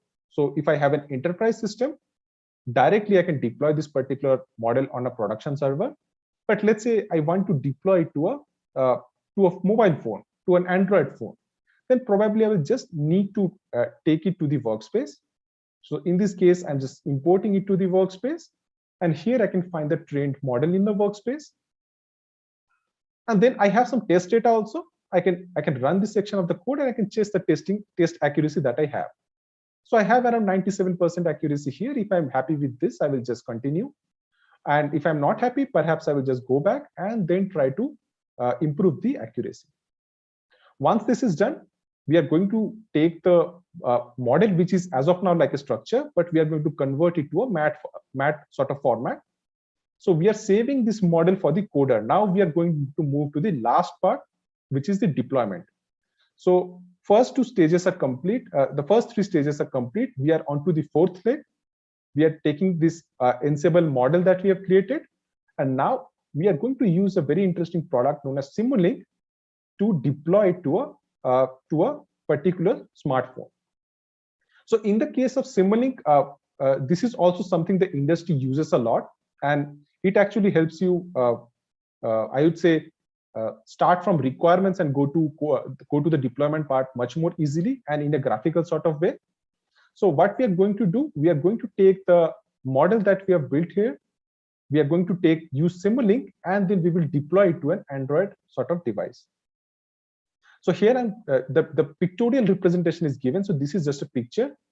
We have the Simulink model here. You can see the default ending here .slx. So this will open up the Simulink interface where I can integrate this particular model that I have and deploy it to a smartphone. Along with that, we can have a sort of interface also, so that we are able to see the results onto the mobile screen. Right. So this is the Simulink model which I have opened. So now we will move on to the Simulink model. Without going into the much more details of that, but let me do one thing. Let me just show you how the deployment part works. So once you have the model in Simulink, you can see the components that we have here. So in case of Simulink, after you have the trained model, we will use that trained model to use unknown data and classify that data. So I have an accelerometer sort of block here. So at the top of the block, it says Android. So in case of Simulink, you will need a hardware support package. Once you have the hardware support package, whatever model that you develop, you can deploy it to that Android device. So Android accelerometer is a block from that particular library. It will get me data from my mobile sensor, accelerometer sensor. I will use the data, calibrate that particular data, combine a few data points using these buffers. I will extract certain features from the data, and then I will use the data. I will predict what that activity is happening using the model that I have trained. Finally, I'm going to look at the result in this particular window. I will do a data type conversion and look it as a video output. So everything is ready here. The way I can deploy this model is by going to the very top. There is an option hardware deployment. All I need to do is select the particular platform in which I'm doing deployment. So today I'm working with an Android device. I will select an Android device. I can go to monitor and tune if I want to test how that algorithm is working. Or if I want that algorithm to keep working on my mobile, I can go to build, deploy, and start. So when I go to build, deploy, and start, it starts the whole compilation process.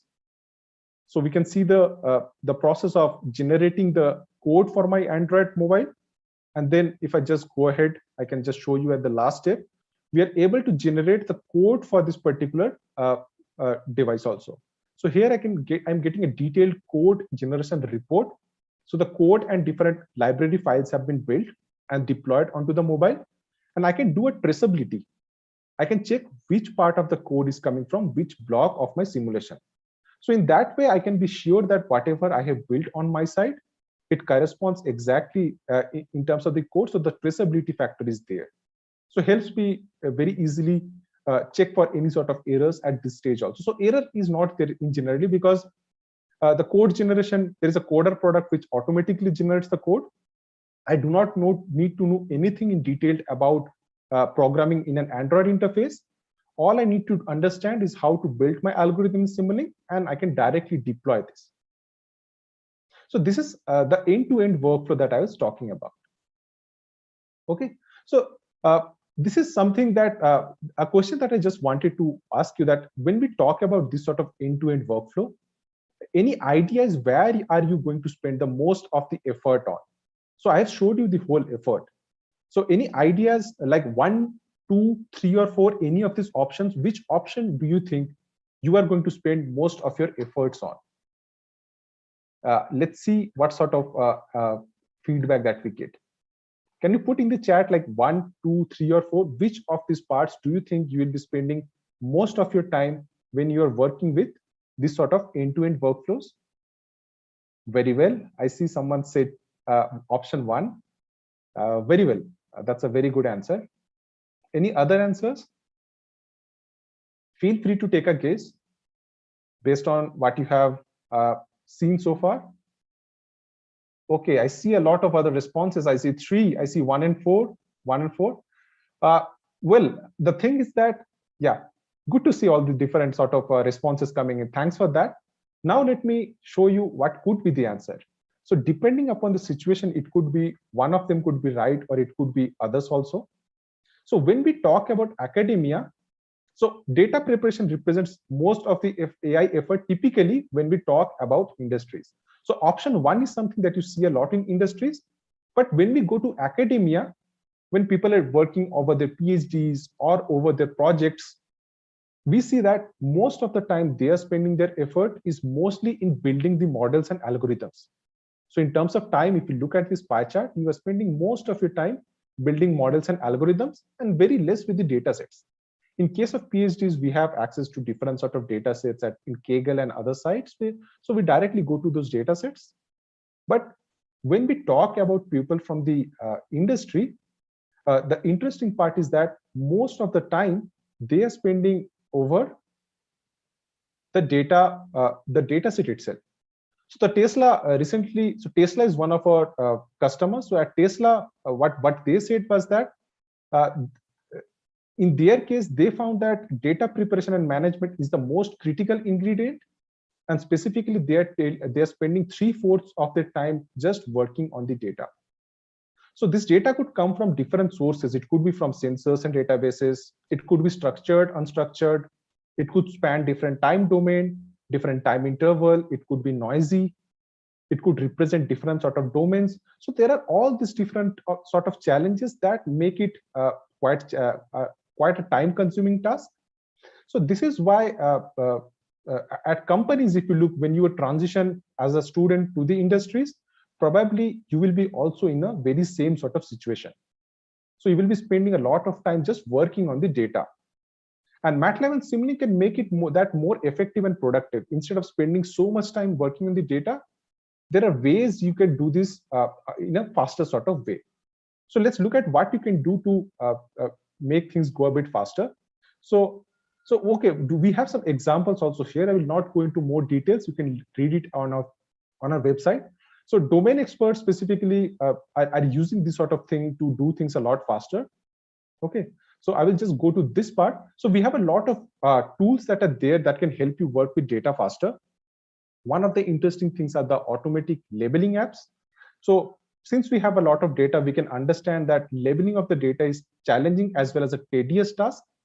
So we have apps that can help you do this a lot faster. So it is grouped according to the domain which you are working on. If you're working with images, we are having image labeler app. All you need to do is identify specific images, and automatically there's an algorithm that is going to label all your images. Very similar, we have, if you're working with audio signal, we have an audio signal leveler app. If you're working with time domain signals, we have signal leveler app. So these are going to make the labeling sort of thing a lot more faster. Okay, so this is something that companies are also using a lot because they are specifically spending a lot of time here. So this is what Hyundai Steel did. So they were having taking images from optical microscopes specifically for certain sort of image data, and they found that using an image labeler app, they were eventually able to do it a lot more faster. So they partnered with MathWorks, and eventually they were able to come up also with a very high sort of accuracy thanks to the higher quality data. So the data pre-processing that they did, eventually they were able to come up with an accuracy of more than 85%, and they were quite happy about that. Also, we could land up in a situation where we might not have data. This is also something we hear a lot about when we visit academic institutions. So in those cases, we can also use Simulink, or we can use the power of simulations to generate synthesized data. So in this case, let's say if I'm working with sort of automated driving, if I'm working with LiDAR sensors, I can simulate this sort of applications and generate data. I do not need to go for a real sort of scenario to do this. And this is something that companies are getting a help with also. So there are applications like, say, there are process industries which use pumps, and if there is a leakage in the pump, there is going to be a critical sort of failure. So those data, it is very difficult to get in a real sort of scenario. So they are modeling these sort of scenarios. So they are modeling these sort of pumps, and they're getting the failure data directly from the simulations. And you can use simulation to model different sort of failure behavior. So using this, we can have trained different sort of AI models on these real systems on the field. So this actually helps us get a lot of data, useful data, very easily also. So going to the AI modeling part also, chances are that this is the second part of the workflow. So we can directly access many of the different algorithms that are there. We already saw a few. So many of the important algorithms that you see researchers use coming from the best universities or from the best industries, you will find all those algorithms at one place. You can directly get an algorithm, test how that algorithm is working for your accuracy, and then if it is suitable, you can use that. And also, it is not just about the algorithms that are there. We also have very well documented reference applications. So no matter whichever domain you are working from, you can directly find some sort of example on our website, which you can modify because these are well documented. You can parameterize, modify, and start using them. So this can help you approach a specific problem. So we provide a host of examples that can help you model a wide variety of domain. So different domain specific examples are there. And lastly, there are also, like when I talk about apps, there are also different apps that can help you visualize a lot of the things that you're doing. So we have Deep Network Designer, which can help you directly work with neural networks. We have Classification Learner app, which we just saw. We have Experiment Manager app, where we can run different sort of experiment with respect to the network training. We can compare changing different training parameters. We can compare which of the ones are giving me highest sort of accuracies. So all of this is going to help you automate training, tuning, as well as visualizing. Finally, we understand that training could take a very long time. So we support different sort of cloud-based architecture. We support parallel computing and third-party integrations. So if you are having any of the computing platforms which you are planning to use for training your model, definitely be it GPU, be it a public cloud, you can directly use our workflows to integrate the training component also. So the point is that a single model MATLAB can be moved to the appropriate compute platform, and this actually saves you an enormous amount of time during the development. So you can focus more on the compute technology, more on your domain knowledge, rather spending time just waiting for the training to get over, right? And lastly, we understand that as part of if you're working in this particular domain, there are very other interesting frameworks that are very interesting also. So we also promote interoperability. If you're interested more about that, we can get into the details of this. So with this, probably I will be talking into the last part. So as I mentioned, integration is also something very important. So you can take the AI model and integrate it into a wider sort of system. We just saw an example on that. So in case of Simulink, like if you see, there are different sort of, if you're working automotive application, you might be working on vehicle dynamics, you might be having a particular logic controller, different sort of scenarios, and then you can integrate your AI model in these sort of systems very easily, right? So the AI model you can directly integrate here for detecting something. So you do not need to worry about that. Your AI model is very easy to be integrable in the whole end-to-end workflow. So lastly, for talking about how you can deploy this, probably the best person would be my colleague Akhil.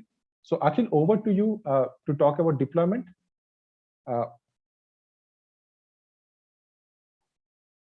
Akhil, can you hear me? Hi, Dhruv. Yes. Hi, Deb. I can hear you. Thank you. Hello, everyone. Good afternoon, and I should rather say good evening now. So I hope you have been able to walk through the different aspects of AI that Dev has been talking about. So one thing that we quite often miss out when we are talking about AI is what to do after you have gotten your AI model, right? It's not only about developing something which has a very good accuracy, which is able to predict how well somebody is speaking, articulating, how well some system is working, or whether the car is able to navigate or not. But the whole idea is it is going to work only when we are able to kind of deploy these AI algorithms and workflows to our needs, right?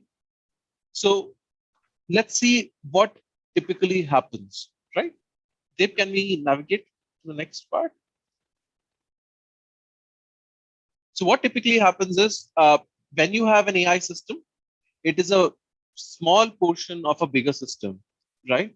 And we saw in the previous case that there are many system level integration that is possible using MATLAB and Simulink, which is quite the same kind of thing that you would look at in the real life. For example, in a vehicle, if you're talking about a car, autonomous driving system, it may be looking at, let's say, the car in front of it, the lane it is driving on, and so many other things, right? So the whole idea is, once you have this algorithm needs to go onto one of the hardwares where it will be processing and making the decisions that it is making on your CPU, right? It may be a CPU, it may be a GPU, it may be FPGA.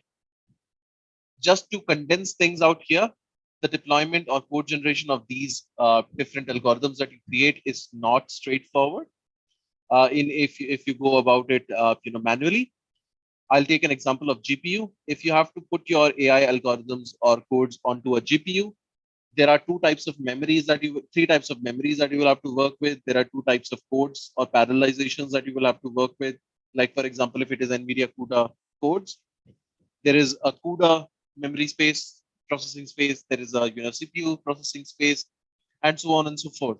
So it involves a lot of optimization, lot of workflow related tweaks that you will have to make if you are making this code separately.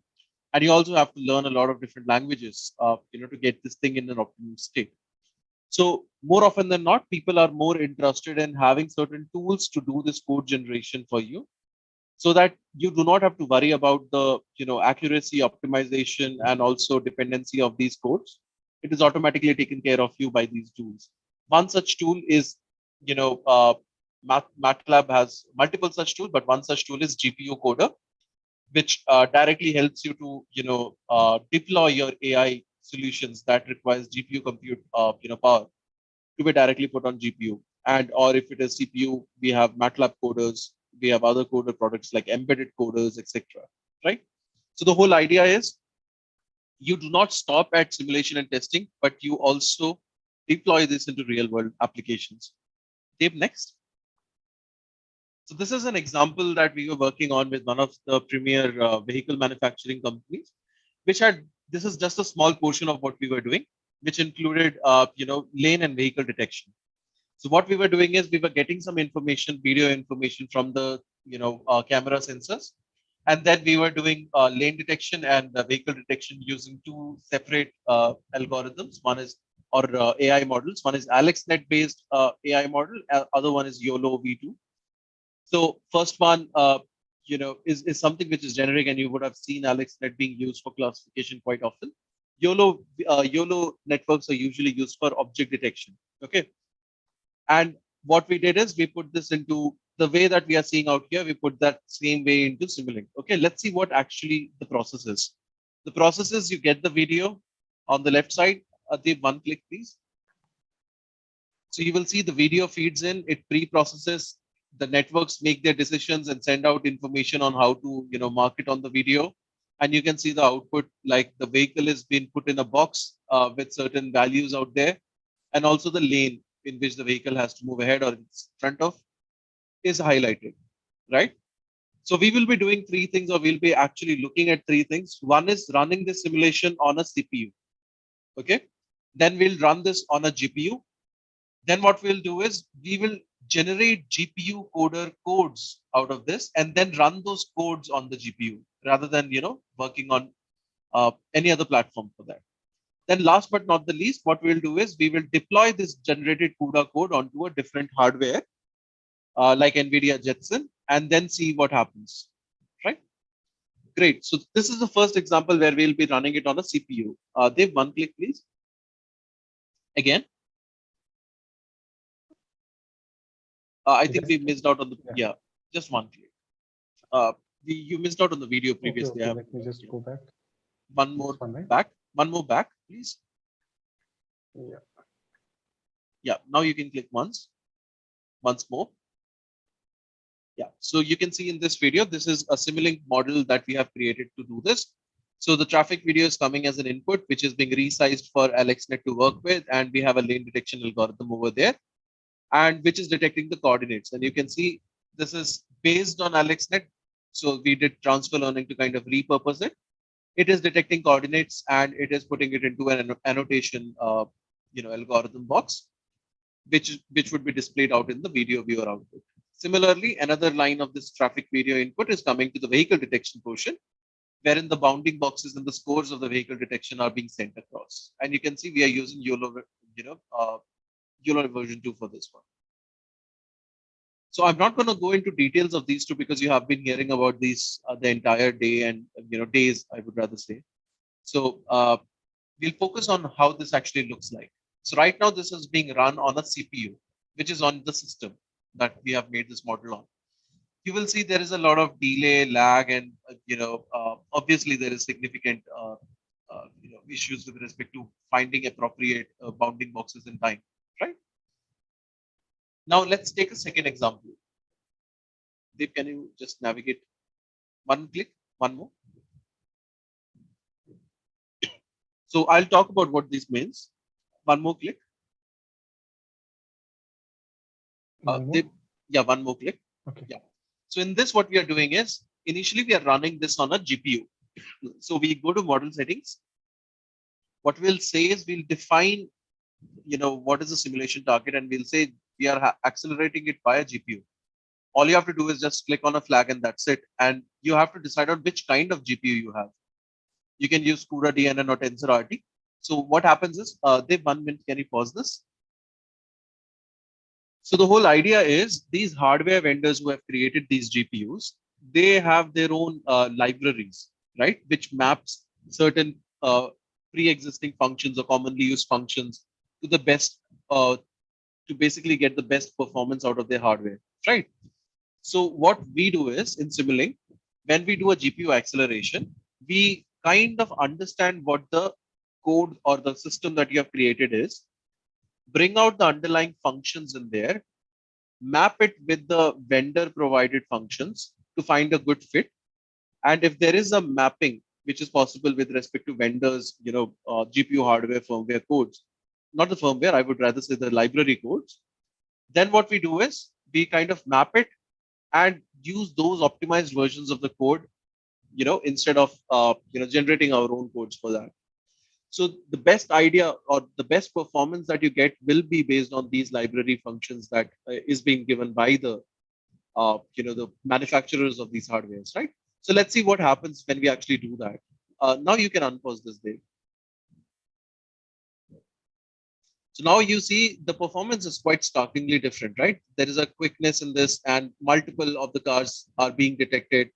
Even though if it is too quick, then also it is being detected, right? The car is fast approaching from the opposite end. It is still able to do that, which was not the case in the previous CPU-based thing, right? Now, in this case, what we are doing is second step. Instead of running it on GPU, we will first convert this model into CUDA code, so that the middle process of converting this into a CUDA code and then running onto GPU is not done. We ourselves will generate a CUDA code so that we can see what happens if we are directly running that code. Okay. So in this, we are saying generate the GPU code, then use it. Okay. So this time, when you run the Simulink model, you will be first converting that model into the CUDA, code and then running it, rather than running the Simulink model itself. Okay, so it gives you a lot of different flexibilities to figure out which one or which libraries or optimization workflows you have to follow. And then you will see there is only one single click to convert everything into a CUDA code. So you will see all the CUDA code have been generated for you, and you can verify this. And if in case you have to make some manual changes, there is another thing known as polyspace, which helps you to verify that your code is in compliance with different hardware suites that you'll be working with.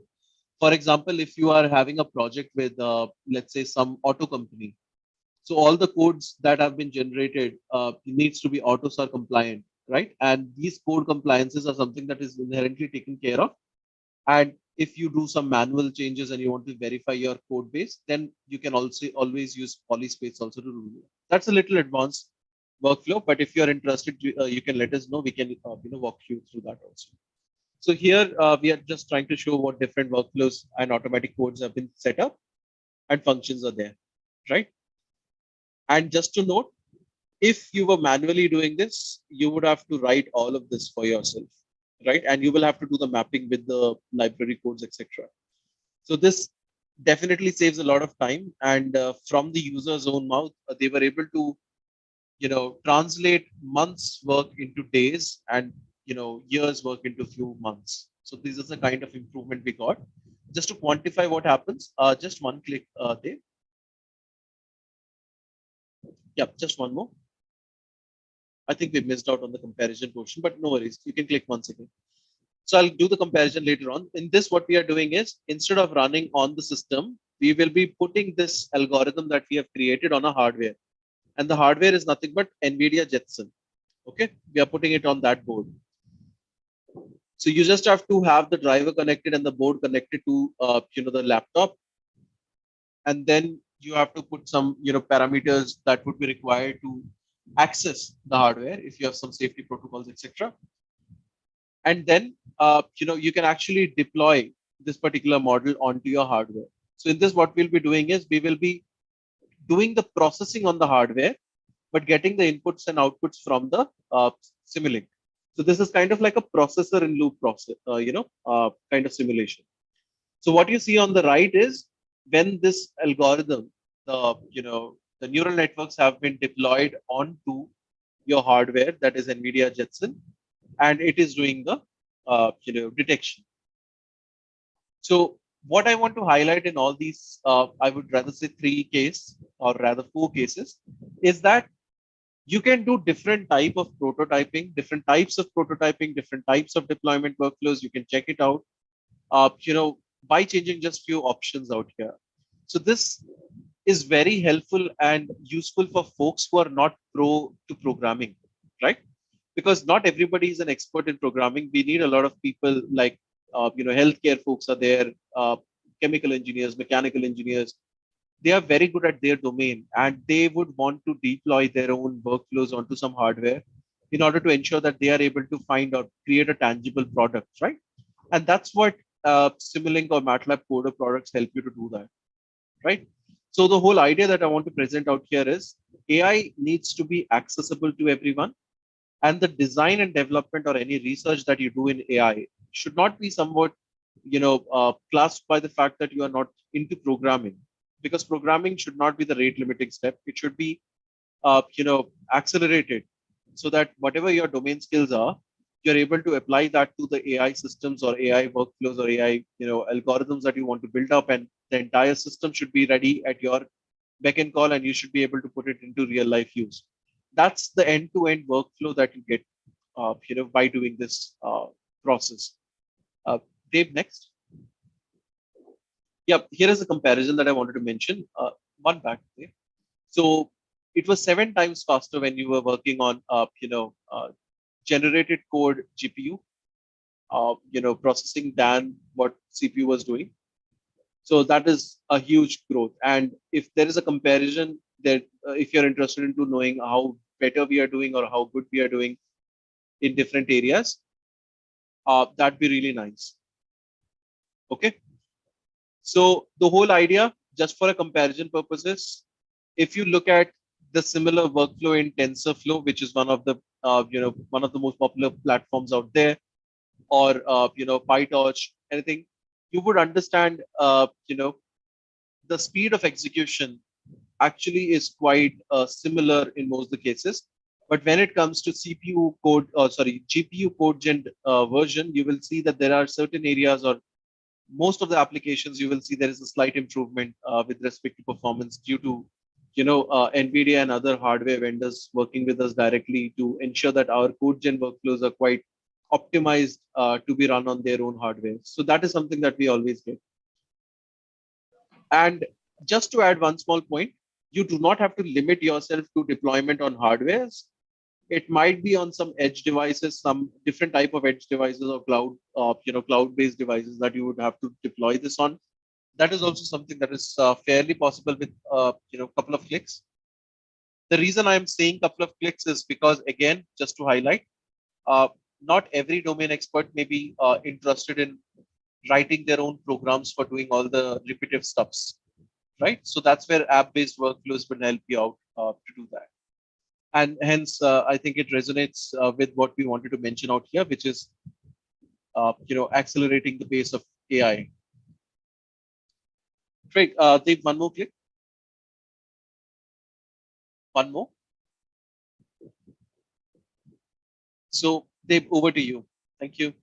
Yeah, just to summarize now, thanks, Akhil. So that was very invaluable sort of inputs that you provided with respect to the deployment part. So as we mentioned, our target was to accelerate AI. And we found that as we went along, we found that there are certain things that helped us do this particular part, starting from working with data sets, using different sort of apps, using our domain sort of example, we can leverage these to make sure that we have a good starting point instead of starting from scratch.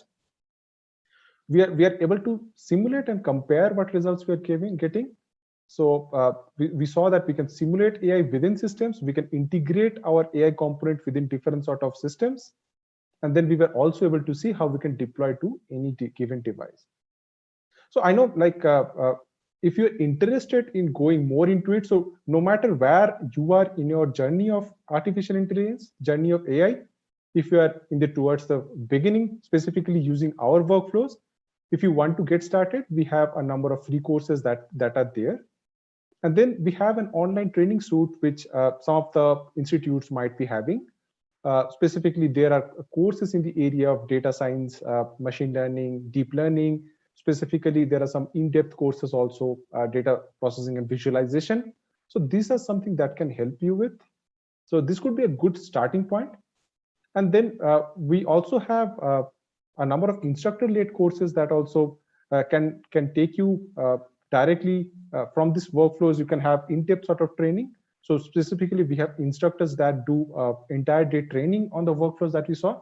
So we got a glimpse here, but if you are interested, you can probably also enroll for this sort of courses. And lastly, if you are interested in knowing more, so today we had some demonstrations. We are going to share the presentations as well as the links and how you can do these particular demonstrations. But if you're interested in any sort of other queries, feel free to reach us.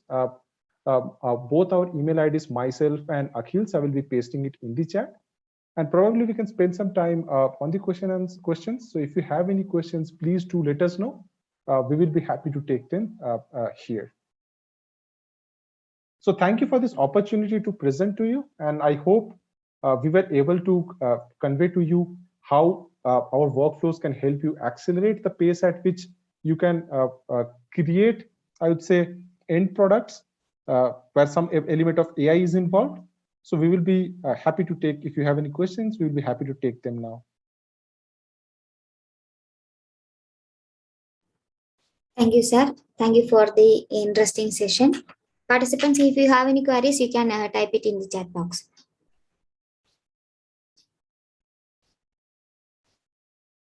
So we can understand it's been a long day. If you have any suggestions or anything for us, also feel free to reach out. What we can do is that we will just like to submit a short feedback form. So please do let us know how you found this particular session and what are maybe some of the things that probably we can improve.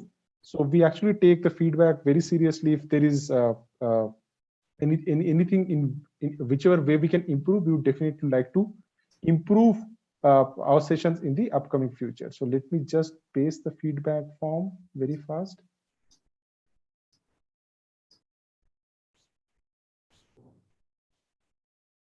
Participants, Parley, if you have any queries, you can share your queries in the chat box.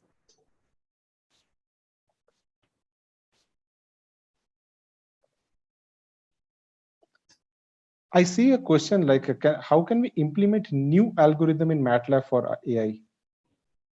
So, Dave, I can take that question. Sure. Thanks, Akhil. Right. Just to ask one small clarifying question before I actually, show you how we can do that. By new algorithm, are you referring to any particular, part of the AI workflow, like the network itself, or is it the, training process, validation process? Which part are you referring to? So I'll take first portion of this, while you respond in the chat window. That is, let's assume that you want to create a new network itself, right? So there are two workflows that you can actually have in MATLAB. One is you can go with the deep network designer, which Dave has shown. Dave, can you please show that if possible? Yeah, let me just open up MATLAB for them. Sure. So the deep network designer helps you to kind of create your own, networks, structure of networks in a more interactive way, wherein you just have to drag and drop and connect the layers.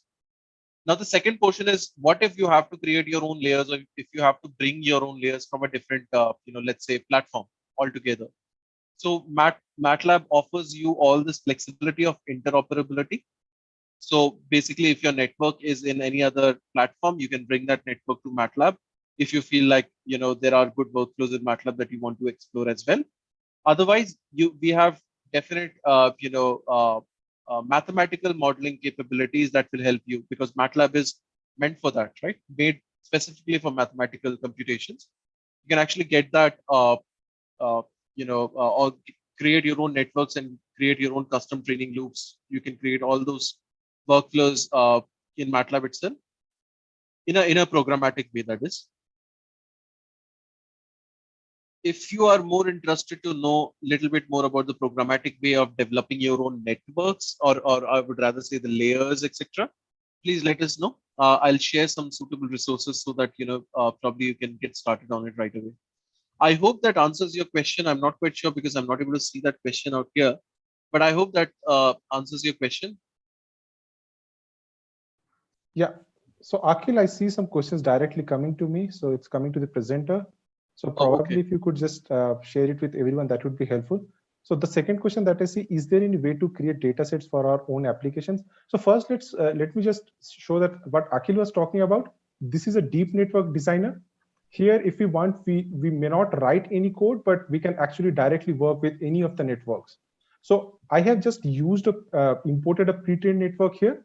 What I can do is that I can modify this. I can remove certain layers and I can add certain layers directly from the pane here.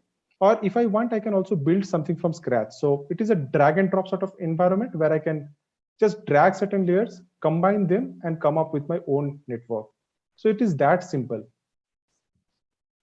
So I can just use different sort of layers here, combine them, and then definitely this should be something that could be, I can train my, I can use this along with data to train this particular network. So once you connect everything, you can just try to find out if there are any errors. So you can analyze and then you can export it. And then coming to the second question, how you can create data sets. So that will very much depend upon your application. As we shown, as we were showing, perhaps we can share a few examples from the website also. So you can do different sort of simulations also. So let's say if you're working in the domain of automobile, you can run different sort of simulations. And that is the data that you can use to, again, train your model that you're using specifically for automotive applications. So that can I take it? Take something up over here. Yeah. Right. So as Dave was mentioning, simulation is also a source of data generation. And quite often than not, this is a term that you would have heard in terms of predictive maintenance, but it is quite valid in terms of AI, data generation as well, which is known as digital twin, right? So if you have a process which is quite standard and you believe you can create, or if there is a digital twin out there for that particular process, you can always create data, for any variation in the process by just simulating that digital twin itself, right? Considering that we are saying it as digital twin, that means it is actually able to replicate the process and all the variations are also captured out there, right? So that is one way to do that. And more often than not, your digital twin may not be 100% capable of capturing all the various changes. So you will have to be very careful on what kind of simulation data that you're working with. If your simulation data is based on first principle models, wherein you are understanding the physics of the things and then getting it done, that is something that you can pretty much rely on with slight variations, obviously, right? That's there. So that is one thing that you can probably, and that is something that is being, actively being understood. Another thing for getting your data is something known as GANs. I'm not quite sure if you are, if that was covered, covered in the session or not, but GANs stands for Generative Adversarial Networks, which are quite infamous for creating, fake data.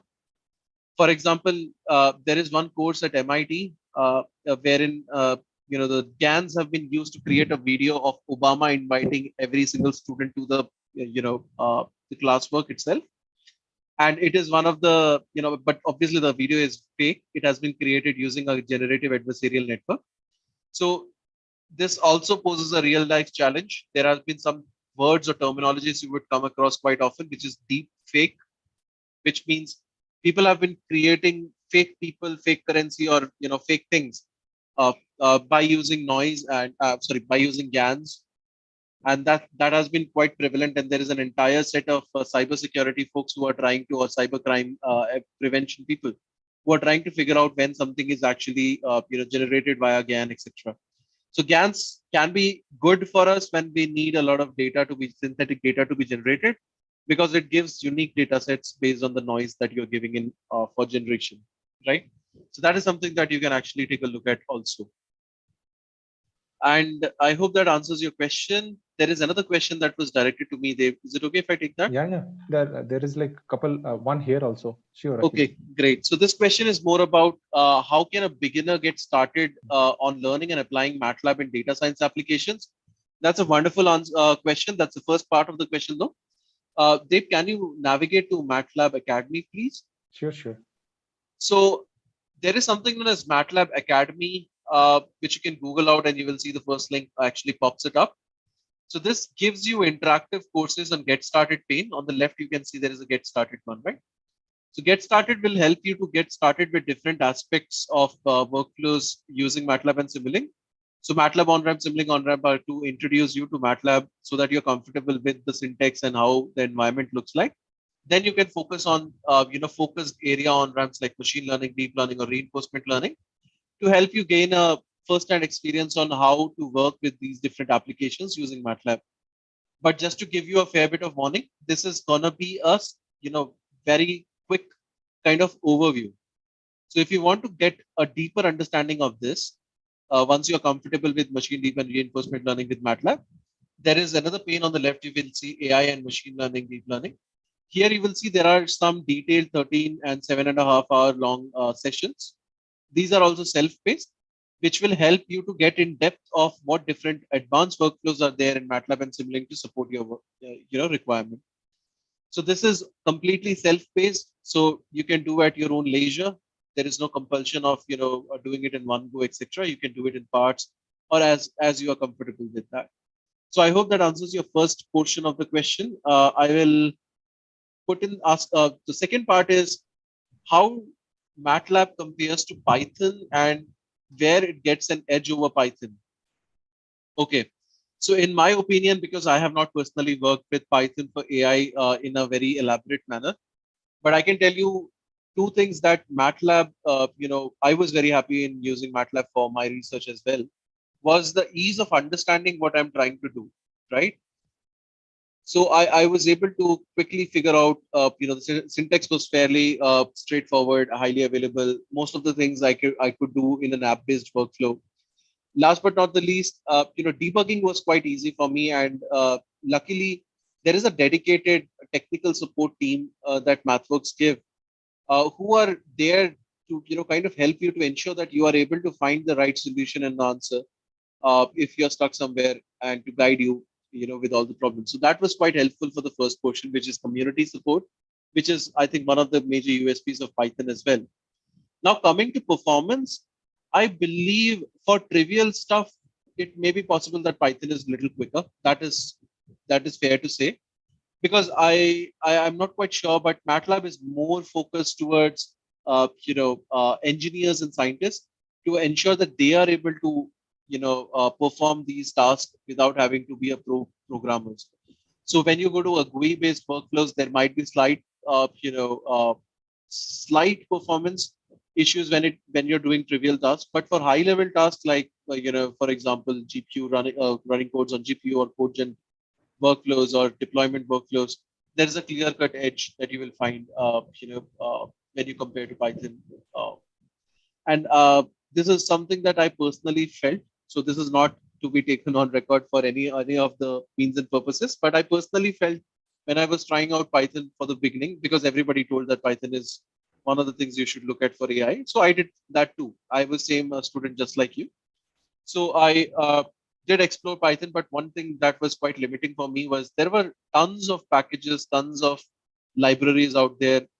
But the problem was which one works, what are the limitations, what if something doesn't work out, how do I debug it, how confident are you with whatever solutions you are getting out of this package.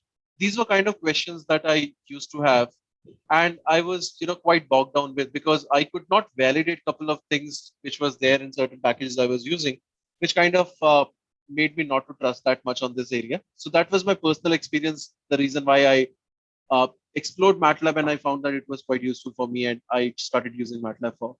So not saying which is better or which is bad. I would rather leave it to your experience and your discretion, because no two persons are same. Similarly, no two tools are same. Both of them have their own perks and demerits, right? I would highly suggest that you take a look at what is it that you require, which is the workflow that you find to be more useful and easy to adopt, and time saving, obviously, because you have limited amount of time to get things done, right? So I think these are a couple of things that you can take a look at. I hope that answers maybe a generic question that many of the folks would be having. If you have any more questions, please drop it in the chat, and do mark it to everyone, because it is easier for everyone to take a look at and not duplicate the efforts. Dave, you said you have one more question at your end. Can we take that? It was the same question, Akhil. Oh, okay, great. Thanks for covering this. Hey, no worries. So if there are any more questions or any queries that you may be having, please let us know. And we know that this was a very short duration session, and we were not able to do justice to all of these things, because we were giving an overview of what different workflows or what different technologies or what different ideas you can actually have. If you feel like there is something more that you want to know about any of these specific areas or domains, you have our contact information. Please feel free to drop it to us at any point of time. We are more than happy to work with you and try to make sure that if there is something that MATLAB and Simulink or MathWorks can help you out with, we'll definitely let you know. But if there is something we believe we are not good at, we will let you know of that also. What matters to us the most is to ensure that you are able to find success in performing whatever task that you are having at hand, and to ensure that there is no delay in the innovation that you're working on. And I'm pretty sure all the brilliant folks out here, have amazing ideas out there which the world is waiting for to get out, right? So if you are able to be a part of that and help you do that, that's the best thing that we can also ask for. Sorry for the interruption, sir. Due to the shortage of time, shall we move on, sir? Yeah, please. Thank you so much for letting me know. Sorry if I have eaten up a lot of time. If you have any queries, you can respond to them through their mail given in the chat box. So we are moving on. Thank you, sir. Thank you both for the quite interesting session. So on behalf of IEEE India Council Educational Activities, as a token of appreciation, we are sharing our gratitude to the experts by felicitating our experts by sharing the e-memento.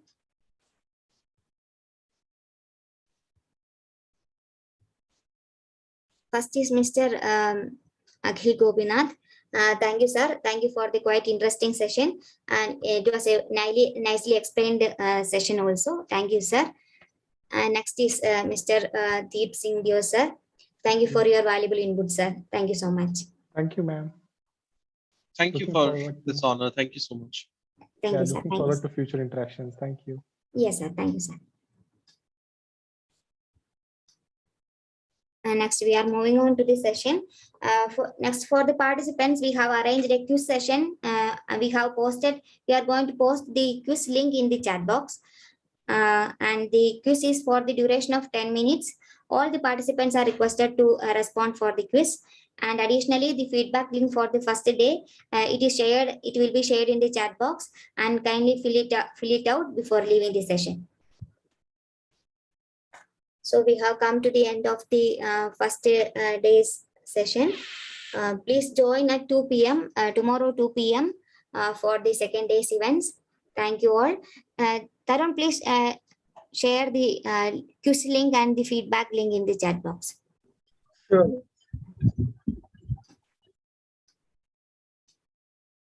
Participants are requested to participate in the quiz. before leaving the meeting and share your valuable feedback about the event.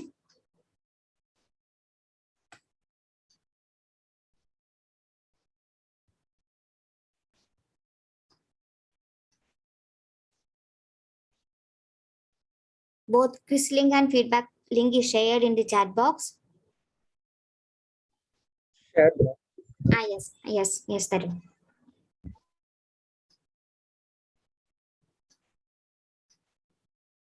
All the participants are requested to participate in the quiz and share your feedback before leaving the meeting. Thank you all.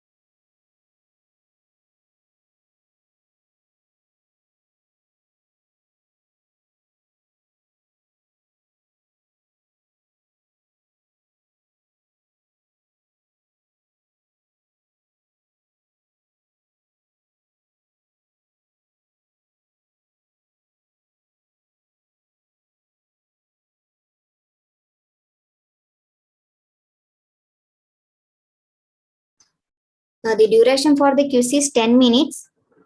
You can submit within 10 minutes itself. Number of questions for the quiz is 10. The time allotted for the quiz is 10 minutes.